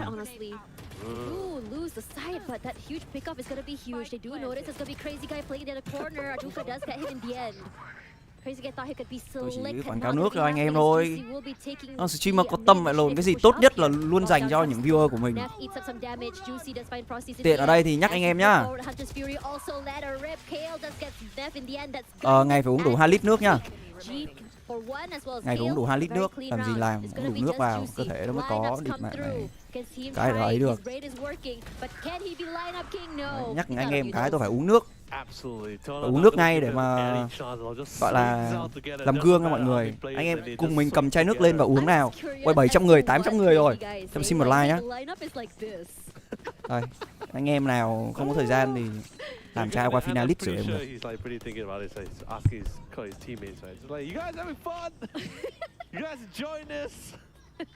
like you know, scary guy. You know, he seems like a pretty like not only he seems very young, but he seems like very. He's a very fun guy. He looks like he's scary in his pictures, but if you go Luôn to nước stream, nước he's ngọt, a very địt mẹ like ngày uống 2 lít nước ngọt funny thì guy. mẹ hỏng mẹ thật luôn. He's also very kind from how he's answering certain questions. Cái này không bán mọi người ơi. Mình là con của bố Công Anh ạ, và mẹ Hồng Anh. I think after playing after, he's not playing Jet. He's playing whoa. Bây giờ người ta không bán chai 2 lít, nhưng mà người ta có bán chai 1,5 lít thì bạn sẽ mua 2 chai là 4 chai bạn uống được 3 ngày. Bây giờ bạn mua 4 chai mà uống 3 ngày. Phải quan tâm bản thân nữa anh em. Mình phải yêu bản thân mình thì sau này mới có người yêu mình được. Cho nên là bớt chơi game vào, ăn uống đầy đủ vào, ngủ sớm nghỉ sớm đi. Được thì đi tập gym nữa. Không có tiền tập gym thì mình tập thể dục thôi cũng được. Mình sinh năm 2007 đấy. I mean, yeah, it's not their roles, but you know, it's like what LGG said in our interview. Remember, like back in Grand Finals Play 1, right? Yeah. Like, Thề tôi ngủ hơi I find sớm. it very important for every player to know the entire aspects of the rounds and their roles. Ra ngoài đường thì bôi kem chống nắng vào, về nhà thì skincare vào, ngày 2 lần. Nhá, chăm sóc bản thân, mới có người yêu mình được. Đúng, cái này tôi vẫn sức khỏe mọi người. Mình nhắc nhở mọi người những cái gọi là I think the main point at least is the fact that have fun, right? may tôi chưa bia phòng gym với cả mẹ mày sửa rửa mặt với cả kem chống nắng đấy. Thằng nào đang ngồi nói chuyện đây à? 300 giây.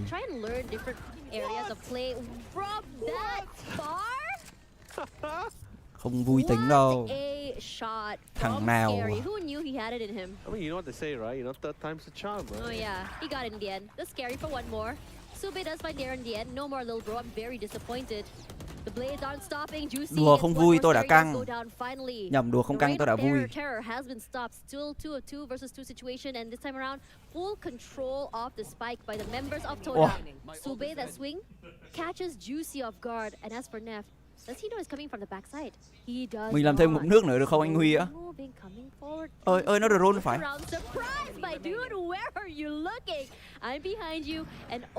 Nó hỏi mà chữ con màu xám nữa. Chữ màu xám nói chuyện không trọng lượng.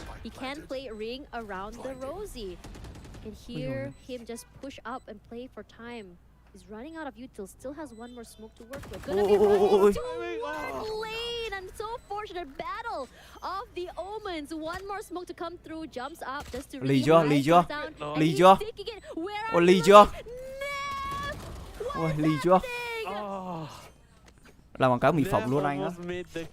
Ở đây thì anh em nào ở mùa này là mùa gì nhỉ? Bắt đầu bước vào mùa hè rồi.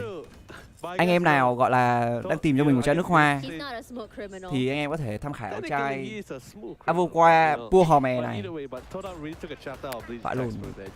Xịt mùa hè mẹ mày nét luôn. Xịt mùa hè nét luôn. Mát.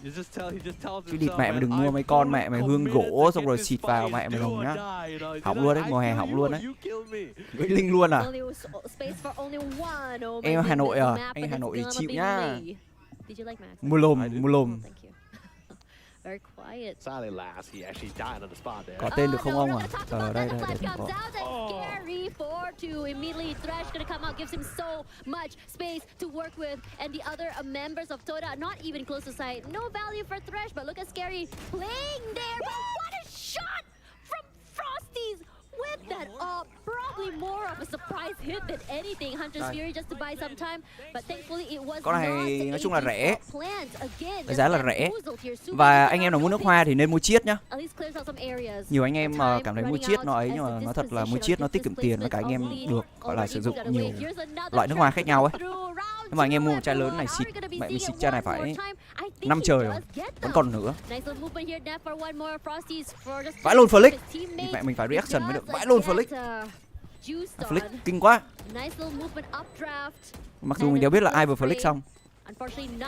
Chai này mua bên Mỹ nên là đéo biết ở Việt Nam chỗ nào bán uy tín. Anh em có thể tìm.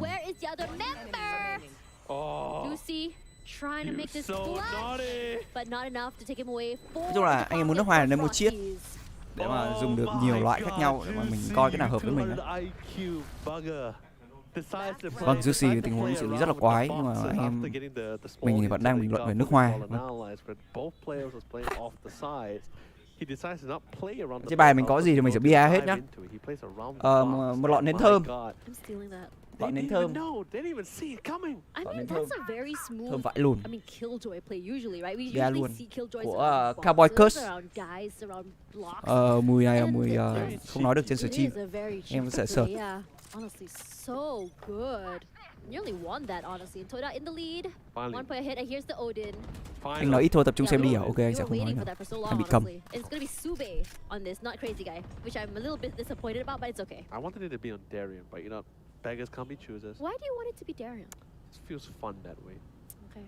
We will communicate this to the members of Bleed for the next match. Darian just makes it really sing, you know? I think you're just a big Darian fan. Yes, I am a big Darian fan.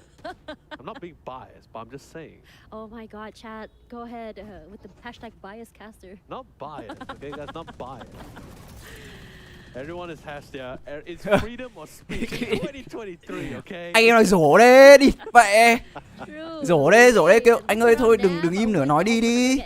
Rổ đê. Bia anh ngồi đằng sau á, anh ngồi đằng sau có nhiều rồi, đéo bia được. Rổ đê đi con mẹ.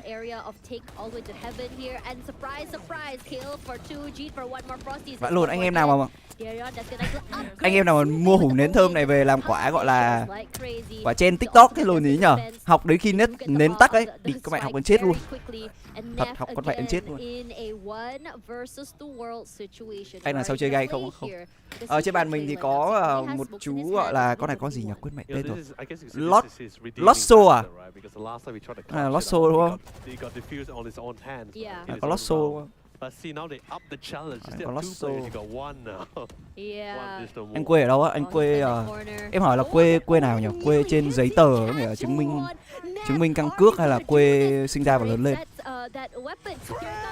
Đục lên một tí, qua trái một tí.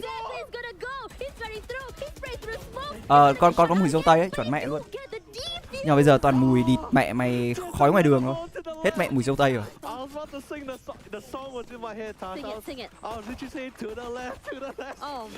Bạn mình còn gì để bia không nhỉ? Một cục Rubik. Vâng, cục Rubik ở cục này đã giải được 2 tầng. Và đáy cũng đã ra dấu cộng rồi. Này thì em chỉ cần áp dụng công thức thôi là sẽ ra nhá. Oh man, but then đây là thật cái bộ màn hình vãi luôn vậy, thơm thật. Vâng, mua nến thơm thì không thể nào thiếu bật lửa. Bật lửa có logo hình ô tô, 3.000 một chiếc ngoài tạp hóa.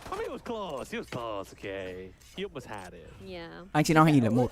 Nép không phải JH nhá, JH nghỉ chơi game để đi học rồi. Chắc chắn rồi, anh em muốn nến về thì anh em rất cần phải mua thêm một cái bật lửa để đốt được nến. Nhưng mà địt mẹ đéo nên mua bật lửa này nhá. Hoặc là mua bật lửa này cái lúc mà nến nó gần hết đấy. Đây này. Cái lúc mà nến nó gần hết đấy, địt mẹ chọc vào để đốt đấy, phỏng con mẹ tay đấy. Nên mua cái que hiểu không? Anh có bắn cho team nào không á? Không.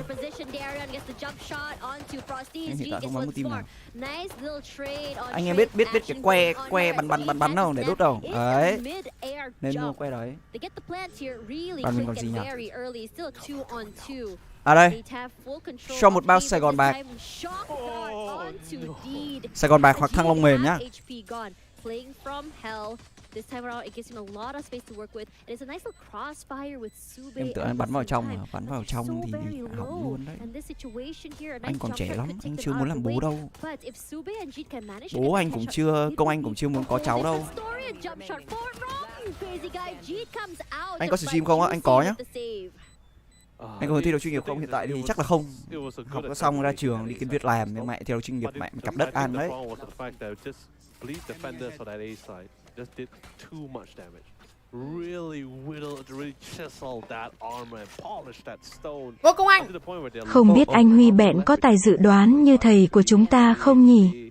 Nhà cái đến từ châu Phi, cảm ơn nhá. Tại vì stream máy mình nên là nó bị gọi là gì nhỉ?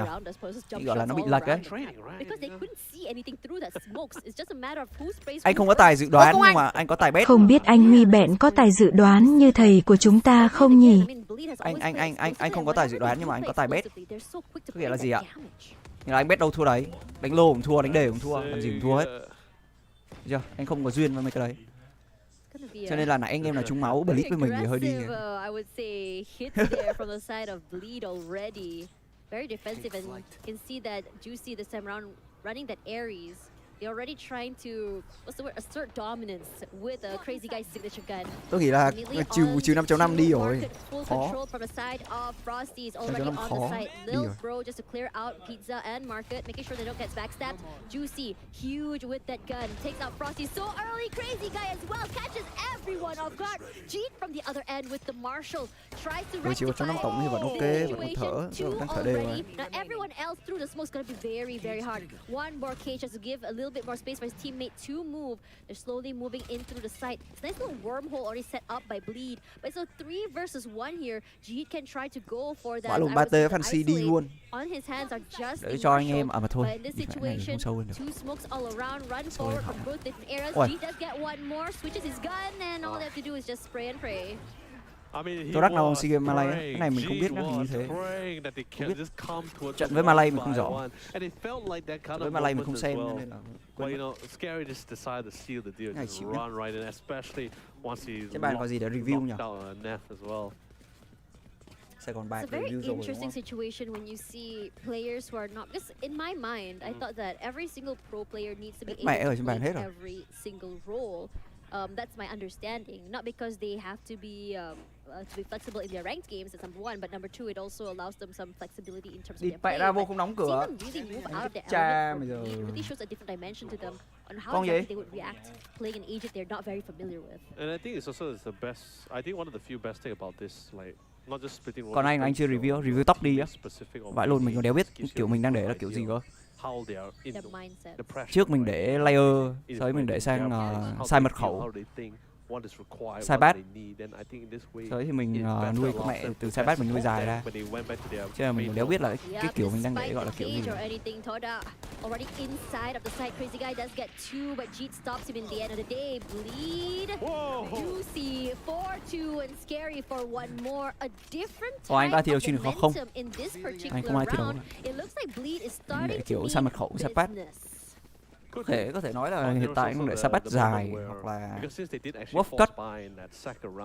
Chắc chưa dài mức Wolf cut đâu. Anh học trường nào? Mình học ở Remit bạn.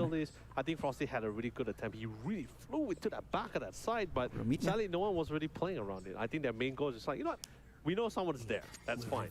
Let's just focus on the main here when the main group is coming in. Yeah, I think that's great because it's the understanding for them to displace the team, separate them from each other, not allowing them to play together, and they are not able to Crazy get Guy ở this Singapore time around, and also not even getting that flash. So Vương ơi, his dash is out. Anh không yêu em được. There is one more there, a nice little displacement, some shots to come through, and a flash as well. But for Bleed, they're not deterred. It's really hard to make them move away from what they're trying to hold. Học Remit thiếu gì tiền mà phải đi làm á. Thế bạn nhầm. Thật. Nói ở trường quốc tế ở Việt Nam nhá. Nói trường quốc tế ở Việt Nam thì Remit thuộc dạng gọi là rẻ. Hồi về Việt Nam nó yêu mình mà. Bạn thử gọi là tìm học phí của VinUni hay là trường đéo thì nhớ quên mẹ tên nó BUV ấy.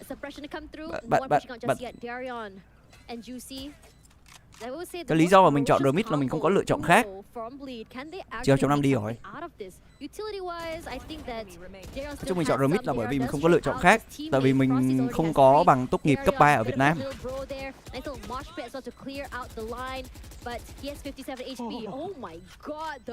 Vì mình không có bằng cấp 3 ở Việt Nam.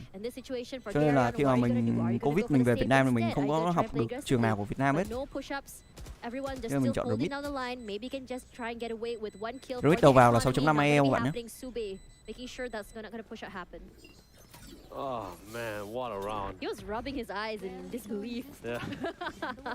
I mean, it's a pretty tough round, right? Thật, mọi người, nếu mà mọi người ấy thì mọi người đang bị overrated Remit. Cấp 3 mình học ở Mỹ. Ôi, không nói tiếng Anh đâu. Giờ mình nói tiếng Anh mẹ khác luôn mấy thằng Thái.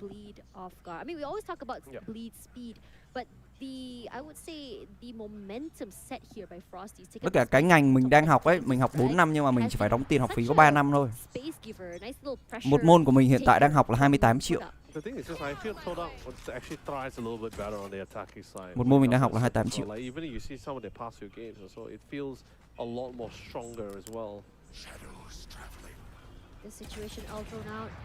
Gonna displace Snap, he has to give up that space. At least they do have CrazyGuy's camera. Tổng học phí của mình học xong để tốt nghiệp ở RMIT là rơi vào đâu đấy tầm khoảng 750-800. Một năm là 3 kỳ, mỗi kỳ mình lấy trung bình 3 môn đúng không? Thả 90 triệu một kỳ. 90 triệu một kỳ thì 3 là 270, mình học 3 năm. 3 năm rưỡi. Thì nó còn chưa tới mẹ cả tỷ mà.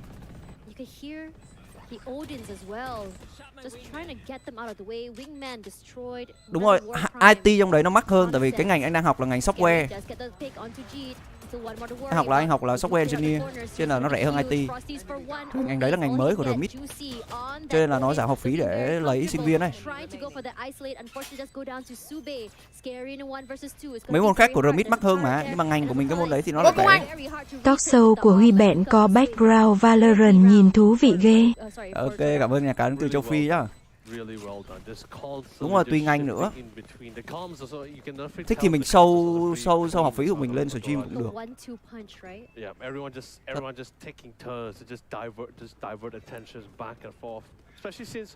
Software RMIT học hết. Năm nay mình 22. Đâu rồi nhờ? Cái học phí của mình đâu ta? Từ từ để mình tìm lại các ngành học phí nhé. Mình sâu cho mọi người được mà có vấn đề gì đâu. Phân tâm á, Oni ngon nhất đó. Oni mãi một tình yêu, mãi một Oni.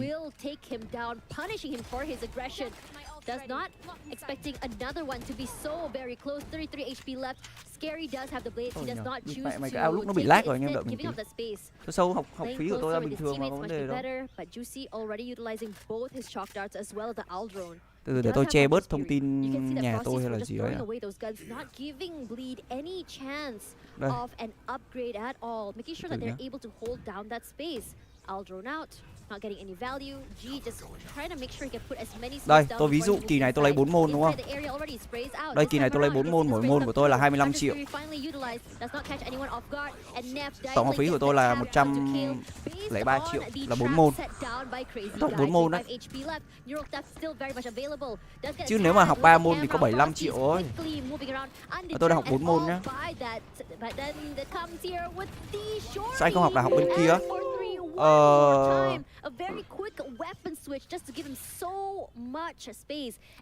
Tính theo môn hay tính á? Hình như là theo môn hay sao? Mình không nhầm. Really great. They just kept piling on the pressure. And I think this is exactly what we're sort of be expecting. Wow, rõ ràng nhưng mà anh em được học trong trường có môi trường tốt thì cái giá đấy đó là tôi thấy là ok. Đối với trường quốc tế, một môn là 12 sao ấy. Đúng nhỉ, để mình bật OES của mình lên. Một môn 12 sao ấy. Nhà anh không giàu, nhà anh gọi là khá giả. Đồ ăn đủ sống. Làm đồ ăn đủ sống. Không đủ để nhá. Giàu thì bảo là giàu. Hồi Vina ơi, bạn mới giàu ấy. 10-8, 2-point deficit. Nhà anh đi Dream Thái em nhá. 2000 Dream Thái năm 2000. Lớn anh tuổi. Không giàu bằng Nam Nguyễn được, sao mà giàu bằng Nam Nguyễn được, đùa.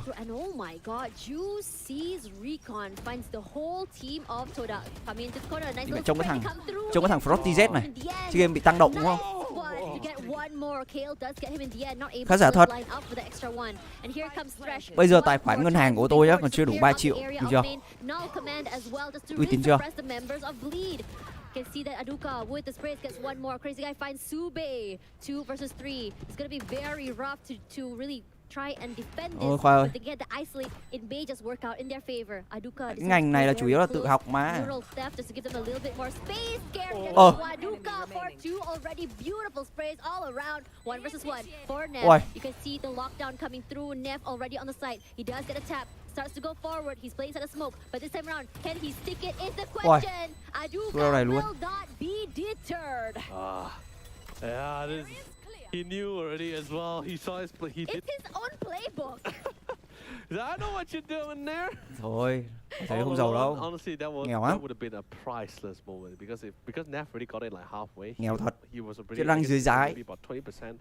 Trong khi half. đó thì Blitz đã thua thông 4 round ạ. Các bạn nào không để ý đến trận đấu thì những ai gọi là trừ 1.5 map tổng này thì nên dung. Nhà anh đi ô tô gì vậy á? Nhà anh đi Chevrolet Spark. Nếu anh em không biết con đấy thì anh em có thể Google. Chevrolet Spark nhá. It really is. Just like Hay là ở trọ, hay là ở trọ. So many situations we've seen Bleed on deficits upon deficits.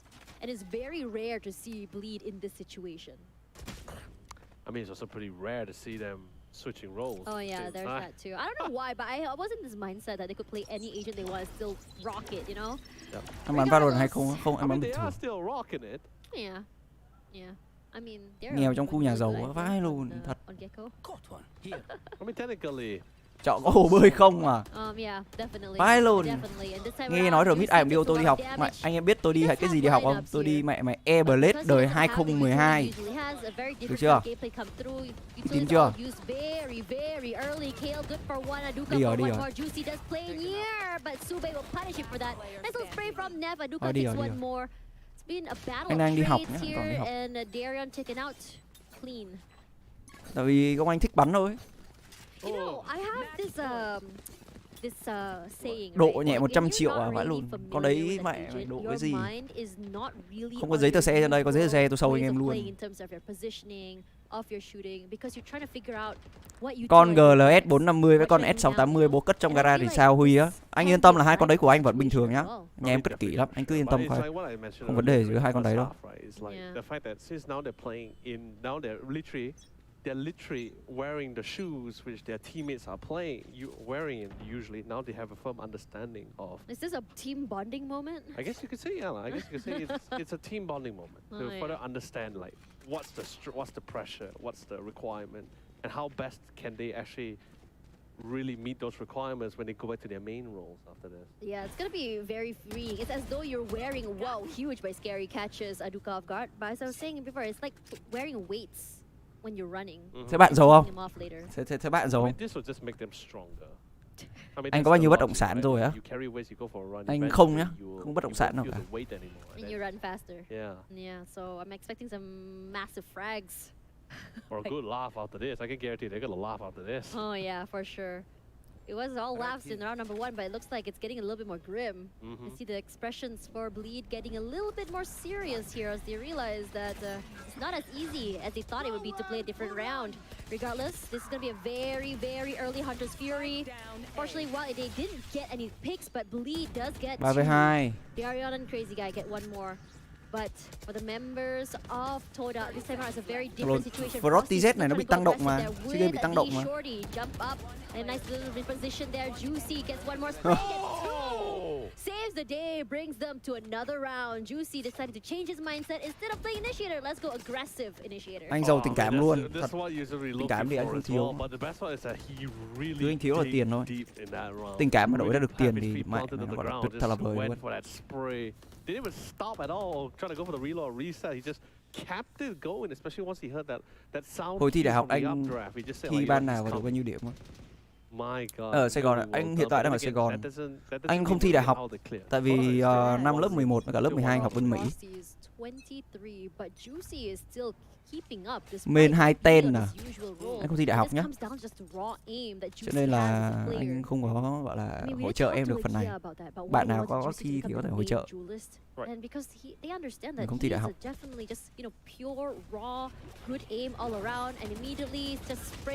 Thì con bạn có thằng Frosty Z này. Nó có con gì á? Con RealX em ơi. Con RealX.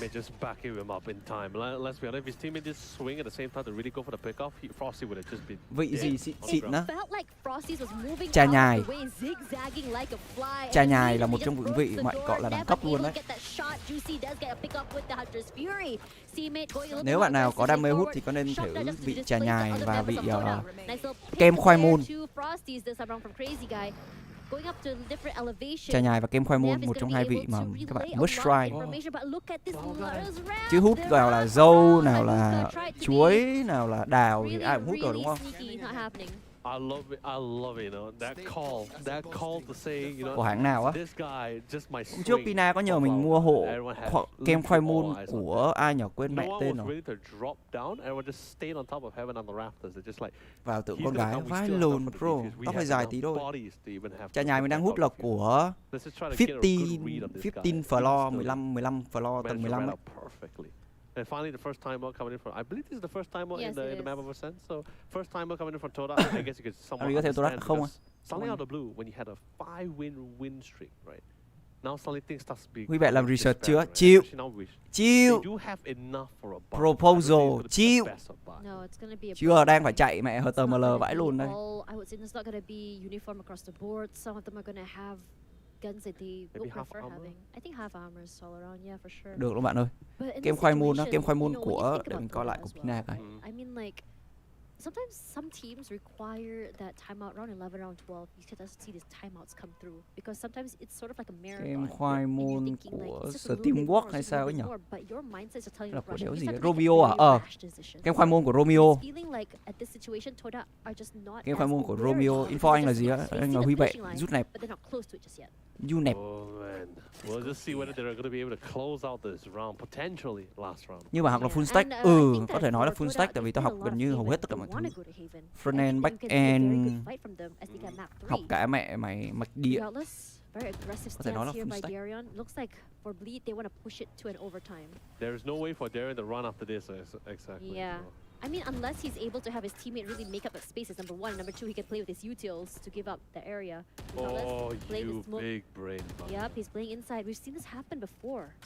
But they're not biting down on this. But then again, Kale is sticking nearby because anticipating someone might push up the track that long, and he's expecting to actually get the drop on him if he had that opportunity. But that's the discipline. Darren did not push at all. He was already understanding that you can't swing with a judge, right? I mean, he can. I mean, you can if you get really lucky. But the thing is, he doesn't have that information. So it's a very 50-50 situation. He doesn't want to risk it. Đúng rồi, anh chưa bắn được team ok. All the information for his teammates. They do have traps on this side as well. This time around, they are pretty much ready and prepped. Control for the site in their hands. Smokes come around. Frosty's already on the site. Just em 16 chop. Thankfully, getting tagged out Televa luôn mà. That recon dart. Again. Đi con mẹ quỷ chưa? No one getting information, and they're gonna time around giving a little bit more space. This is very quick. Buys a lot of time with the fragment, and Darren, it's gonna be very hard to play far here with the judge. Frosty Z chơi game tăng động mà. Ăn no thừa calo. Yeah, but look at the other members of Toda as well. They are full control, scary. Mẹ mày. As these smokes go down, jumps through here by Darion, plays on in front of Haven, gives him a lot of space to work with. A nice little shot there from Scary. Còn Nguyên. They go for the picks here. Còn Nguyên anh em ơi. Thở đây, thở đây. Thở đều đây. The one thing I can say for Bleed is they're very tenacious. Oh yeah. Relenting, I think the relenting is actually the ước mốt của Lead bạn có bị live shoot luôn. stubborn. Vãi luôn, thế thì anh em phải like đấy. 900 người này. 900 người này anh em phải like đi. 600-700 800 like, ví dụ như thế tôi còn like chứ. Like đây. He understand that they were last seen at B. He positioned himself towards the mid area just to cover mid control or mid rotation. 600 like nào. Ước gì được 600 like luôn. Ước. Tôi được 600 like tôi ở chuồng tôi chạy. Đùa đấy, đùa. Thôi. Đùa nhá. Đùa. This is going to be a very aggressive Bleed. But unfortunately there was no one. Đùa nhá. Không có thật đâu. Đừng tin. Lockdown going to be placed and immediately tin này không chuẩn. the way their situation of their areas. Null command as well, just to really seal it out, keep them off the site. Trông khó nhỉ. Nanostorms will be taken out of the way here as Nef still holding down the light inside. He is not afraid at all. Playing inside of the smoke here, they haven't spotted him out at all. But the G spots him right at the nick of time. Unfortunately, Derion chạy này. Trông Derion chạy này. Ôi, khó rồi. Cố lên, 3v2.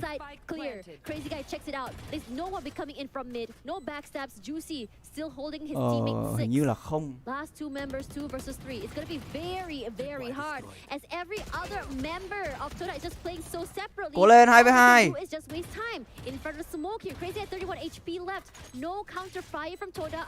Aduka hasn't moved quite yet. They clear off the corner at least, and the shots come through from the backside from Boathouse. Immediately, Aduka gets one more juicy. Juicy! Aduka trying to play ring around the Rosie from the inside. Juicy! Let's go! We're going to overtime, ladies and gents. Surely it's time. Địt mẹ ơi! Oh my god. Tập trung vào game nào. Máu mình trong này mình phải tập trung thôi. Oh good lord. Còn Nguyên thở đều. Anh em cho tôi hỏi là mẹ trận bên Sico với cả 2K như nào rồi nhở? Với cả trận game mà. Oh my lord, I can't believe they managed. We're going to overtime here, right? And it's like in the most dire. Qua Sico nắc 2K luôn. The initial few rounds is pretty okay, it's pretty stable. Game 2-1 à? In this case, Toda was already in the site. They have a man advantage. They have decent amount of control. Just two players, and they were playing like clockwork. They were like called to the machine. They were just absolutely. Từ từ để tôi nhắn mấy em Sico của tôi chúc mừng cái. You saw him bait out with the sheriff, right? He went for the swing to chase him down, but suddenly he has a teammate that say like, "Hey, surprise!" Oh yeah. It was so clean. I thought it was like so smooth. Rồi bây giờ mình quay trở lại. Giải này là giải gì á? Giải này là phải VALORANT Split 2 ngày 9 á, vòng bảng á. Regardless for this round, as we go trận game sao rồi anh em ơi? A very different sort of entry from Bleed this time around. Scary, going very aggressive, moving his teammates, not able to go for 2. Sube does get one out, but instead of putting in Dizzy, going in from main, clearing out the area. Unfortunately, they weren't able to really buy some time. Không cờ bạc. Again, the traps come through just to really secure the area. Moshpit to clear out the area of heaven. Let's go. Let's go. Just really slowing things down. Game 3-1, Bleed 2-0. Entry into the side as well. They just really need to try to frag out. That's pretty difficult as it is. Map vừa rồi ai ăn đấy? Game dẫn 2-0 hay là 1 đều xong rồi ấy đấy?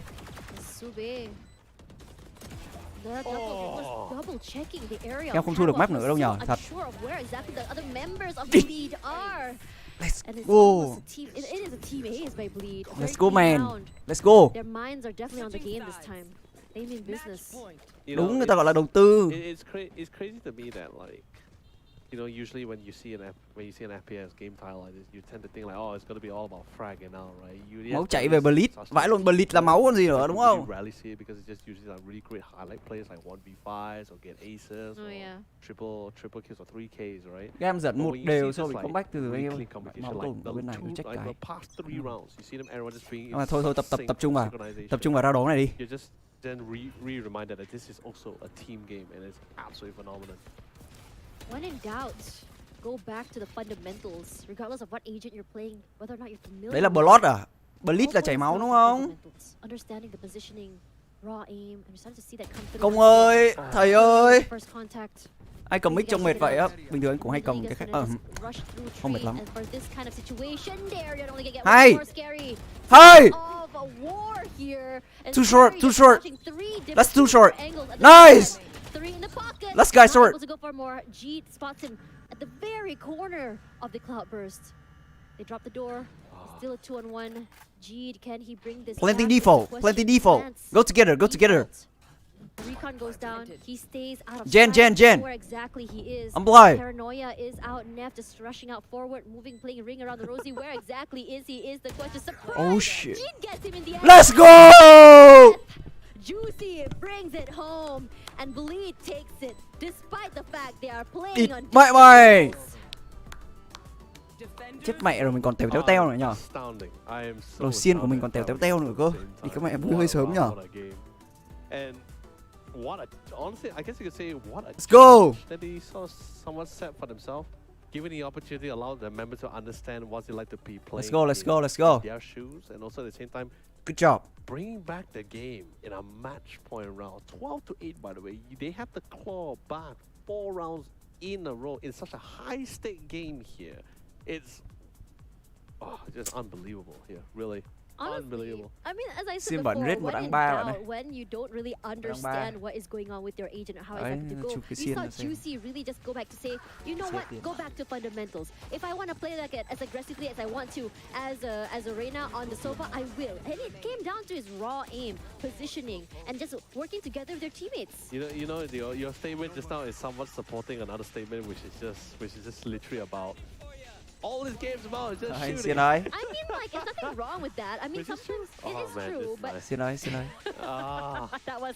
I'm glad that's on the highlight. Không chưa. But coming back Không biết, trang nào không biết nha. Understanding the fundamentals. Không biết gì hết nha. Vâng, cảm ơn anh em đã dành thời gian ra xem buổi WatchParty ngày hôm nay ạ. Trước khi kết thúc buổi ngày hôm nay thì anh em có thể cho mình xin một like tròn 600 được không ạ?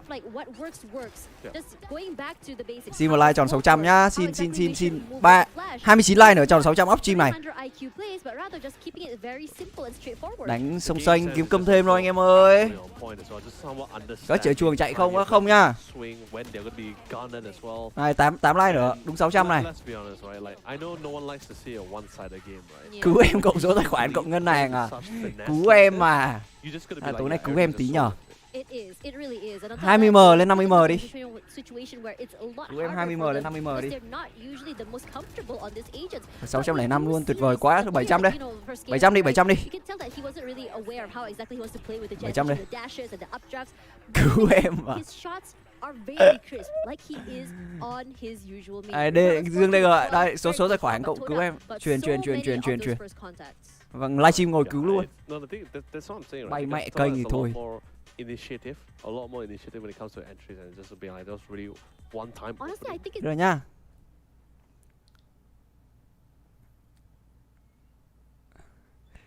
Hôm trước cái thuyền MU của thầy cũng đâu đấy tầm khoảng 60 mạng người hay sao ấy, 80 mạng. Nhớ không nhầm là cái thuyền MU của thầy hôm đấy 80 mạng. MU Manchester United. Đâu rồi nhờ, trận nào ấy nhờ?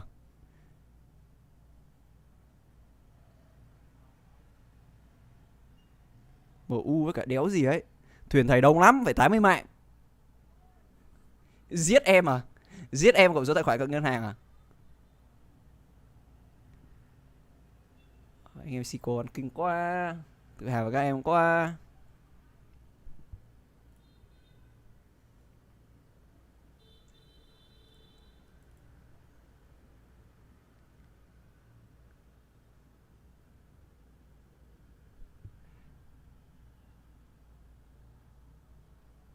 Ôi, thầy phát mỗi đứa 7M à? Được có nhờ. Nay thầy không stream, thầy vừa bắn giải xong stream gì em? Mốt anh chỉ rồi. Ôi, không nói vụ đấy nữa. Nói chung là mình chỉ phân tích một tí cho gọi là dân tình nó gọi là dấy lên một cái nghi ngờ thôi. Chứ mình cũng không gọi là vu khống ai, gọi là bắn dở, bắn hay là đói bụng thèm ăn cơm cho nên phải đẩy được. Thôi nhỉ. Có màn hình talk show nhưng mà đi công lại từ từ nhá. Cái talk show này có logo Big Bang cơ, đéo được. Thôi, để là ngồi nhìn như này đi.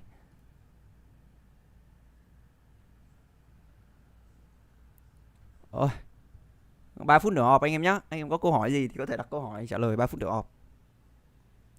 Này đông thế nhẹ. Đông thế nhẹ, nói chung là WatchParty thì nó phải có gọi là tí máu. Thắng bầm á. Bầm dễ mà, lúc pha vừa rồi vừa thắng một map xong đây. Có gì đâu mình bầm ấy, gà. Anh chơi Xích Bô không em ơi. Anh chơi mấy cái đấy. Lồn chơi game gì mà em tài xỉu Xích Bô, không có tí gọi là kiến thức nào, không tí tìm hiểu nào cả. Mẹ đánh mẹ thua chịu. Hay là giờ mình ngồi mình chơi mẹ cuộc chiến xuyên thế kỷ đi.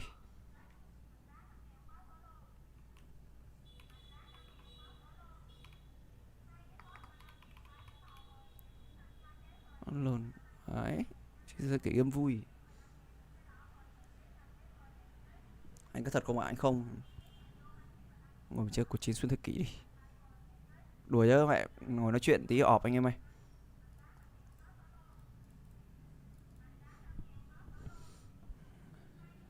Vịt đi anh à? Lợn đua vịt à? Gì nhỉ? Số tài khoản cộng ngân hàng à?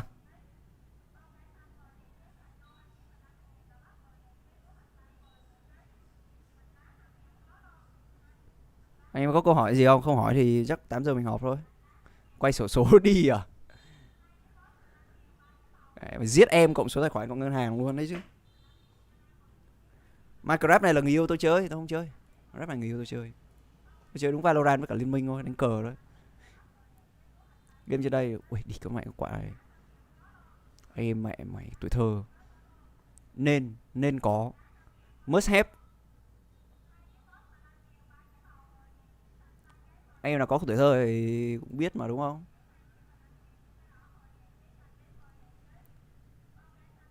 Bầu cua đi anh à?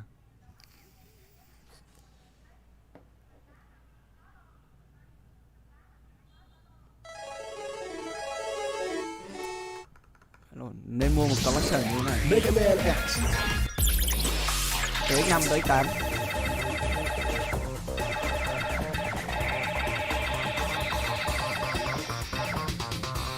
Ô tô phò à? Cái 5 tới 8 nên có ấy. Được thì nên lên Steam mua.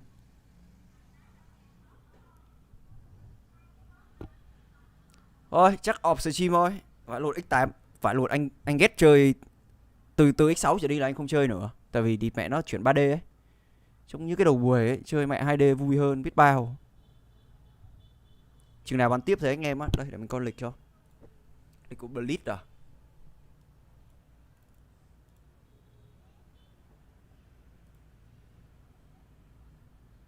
Lịch của Blitz là tuần sau bắn với Lovre. 2 tuần nữa bắn với Enigma. Tuần sau anh em, tuần sau bắn tiếp.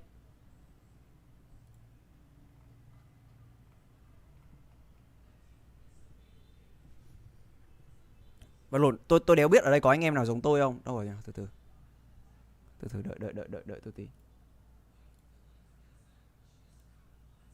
Để chuyển tài khoản ấy cái. Không biết anh em ở đây nào giống tôi không? Thích coi cái gì nhở? Mega Man Task. Thích coi cái task này vãi lùn đấy. Thế có cái task này thích vãi lùn đấy. Còn ngồi coi cái task này cuốn vãi lùn anh em hiểu không? Phải thế ngồi coi cái task này cuốn đét.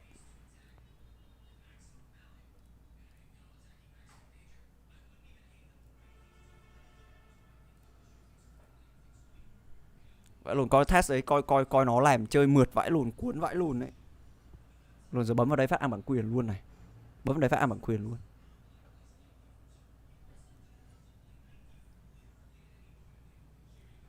Sena hi hi. Anh chưa thấy nhỉ? Lùn thầy chơi cả bốc con mẹ mày gì mà vãi lùn. Thôi, off stream nhá anh em nhá. Cơm nước đây. Cơm nước tắm rửa skincare lên giường ngủ ấy. Chào mọi người nhá, hẹn gặp lại mọi người đôi khi là không biết bao giờ, nhưng mà nếu mà mọi người muốn xem stream của mình thì kênh mình đây. Kênh mình đây. Ai muốn xem stream thì có thể subscribe kênh của mình nhá. Bye mọi người nhá. Bye bye, chào tạm biệt.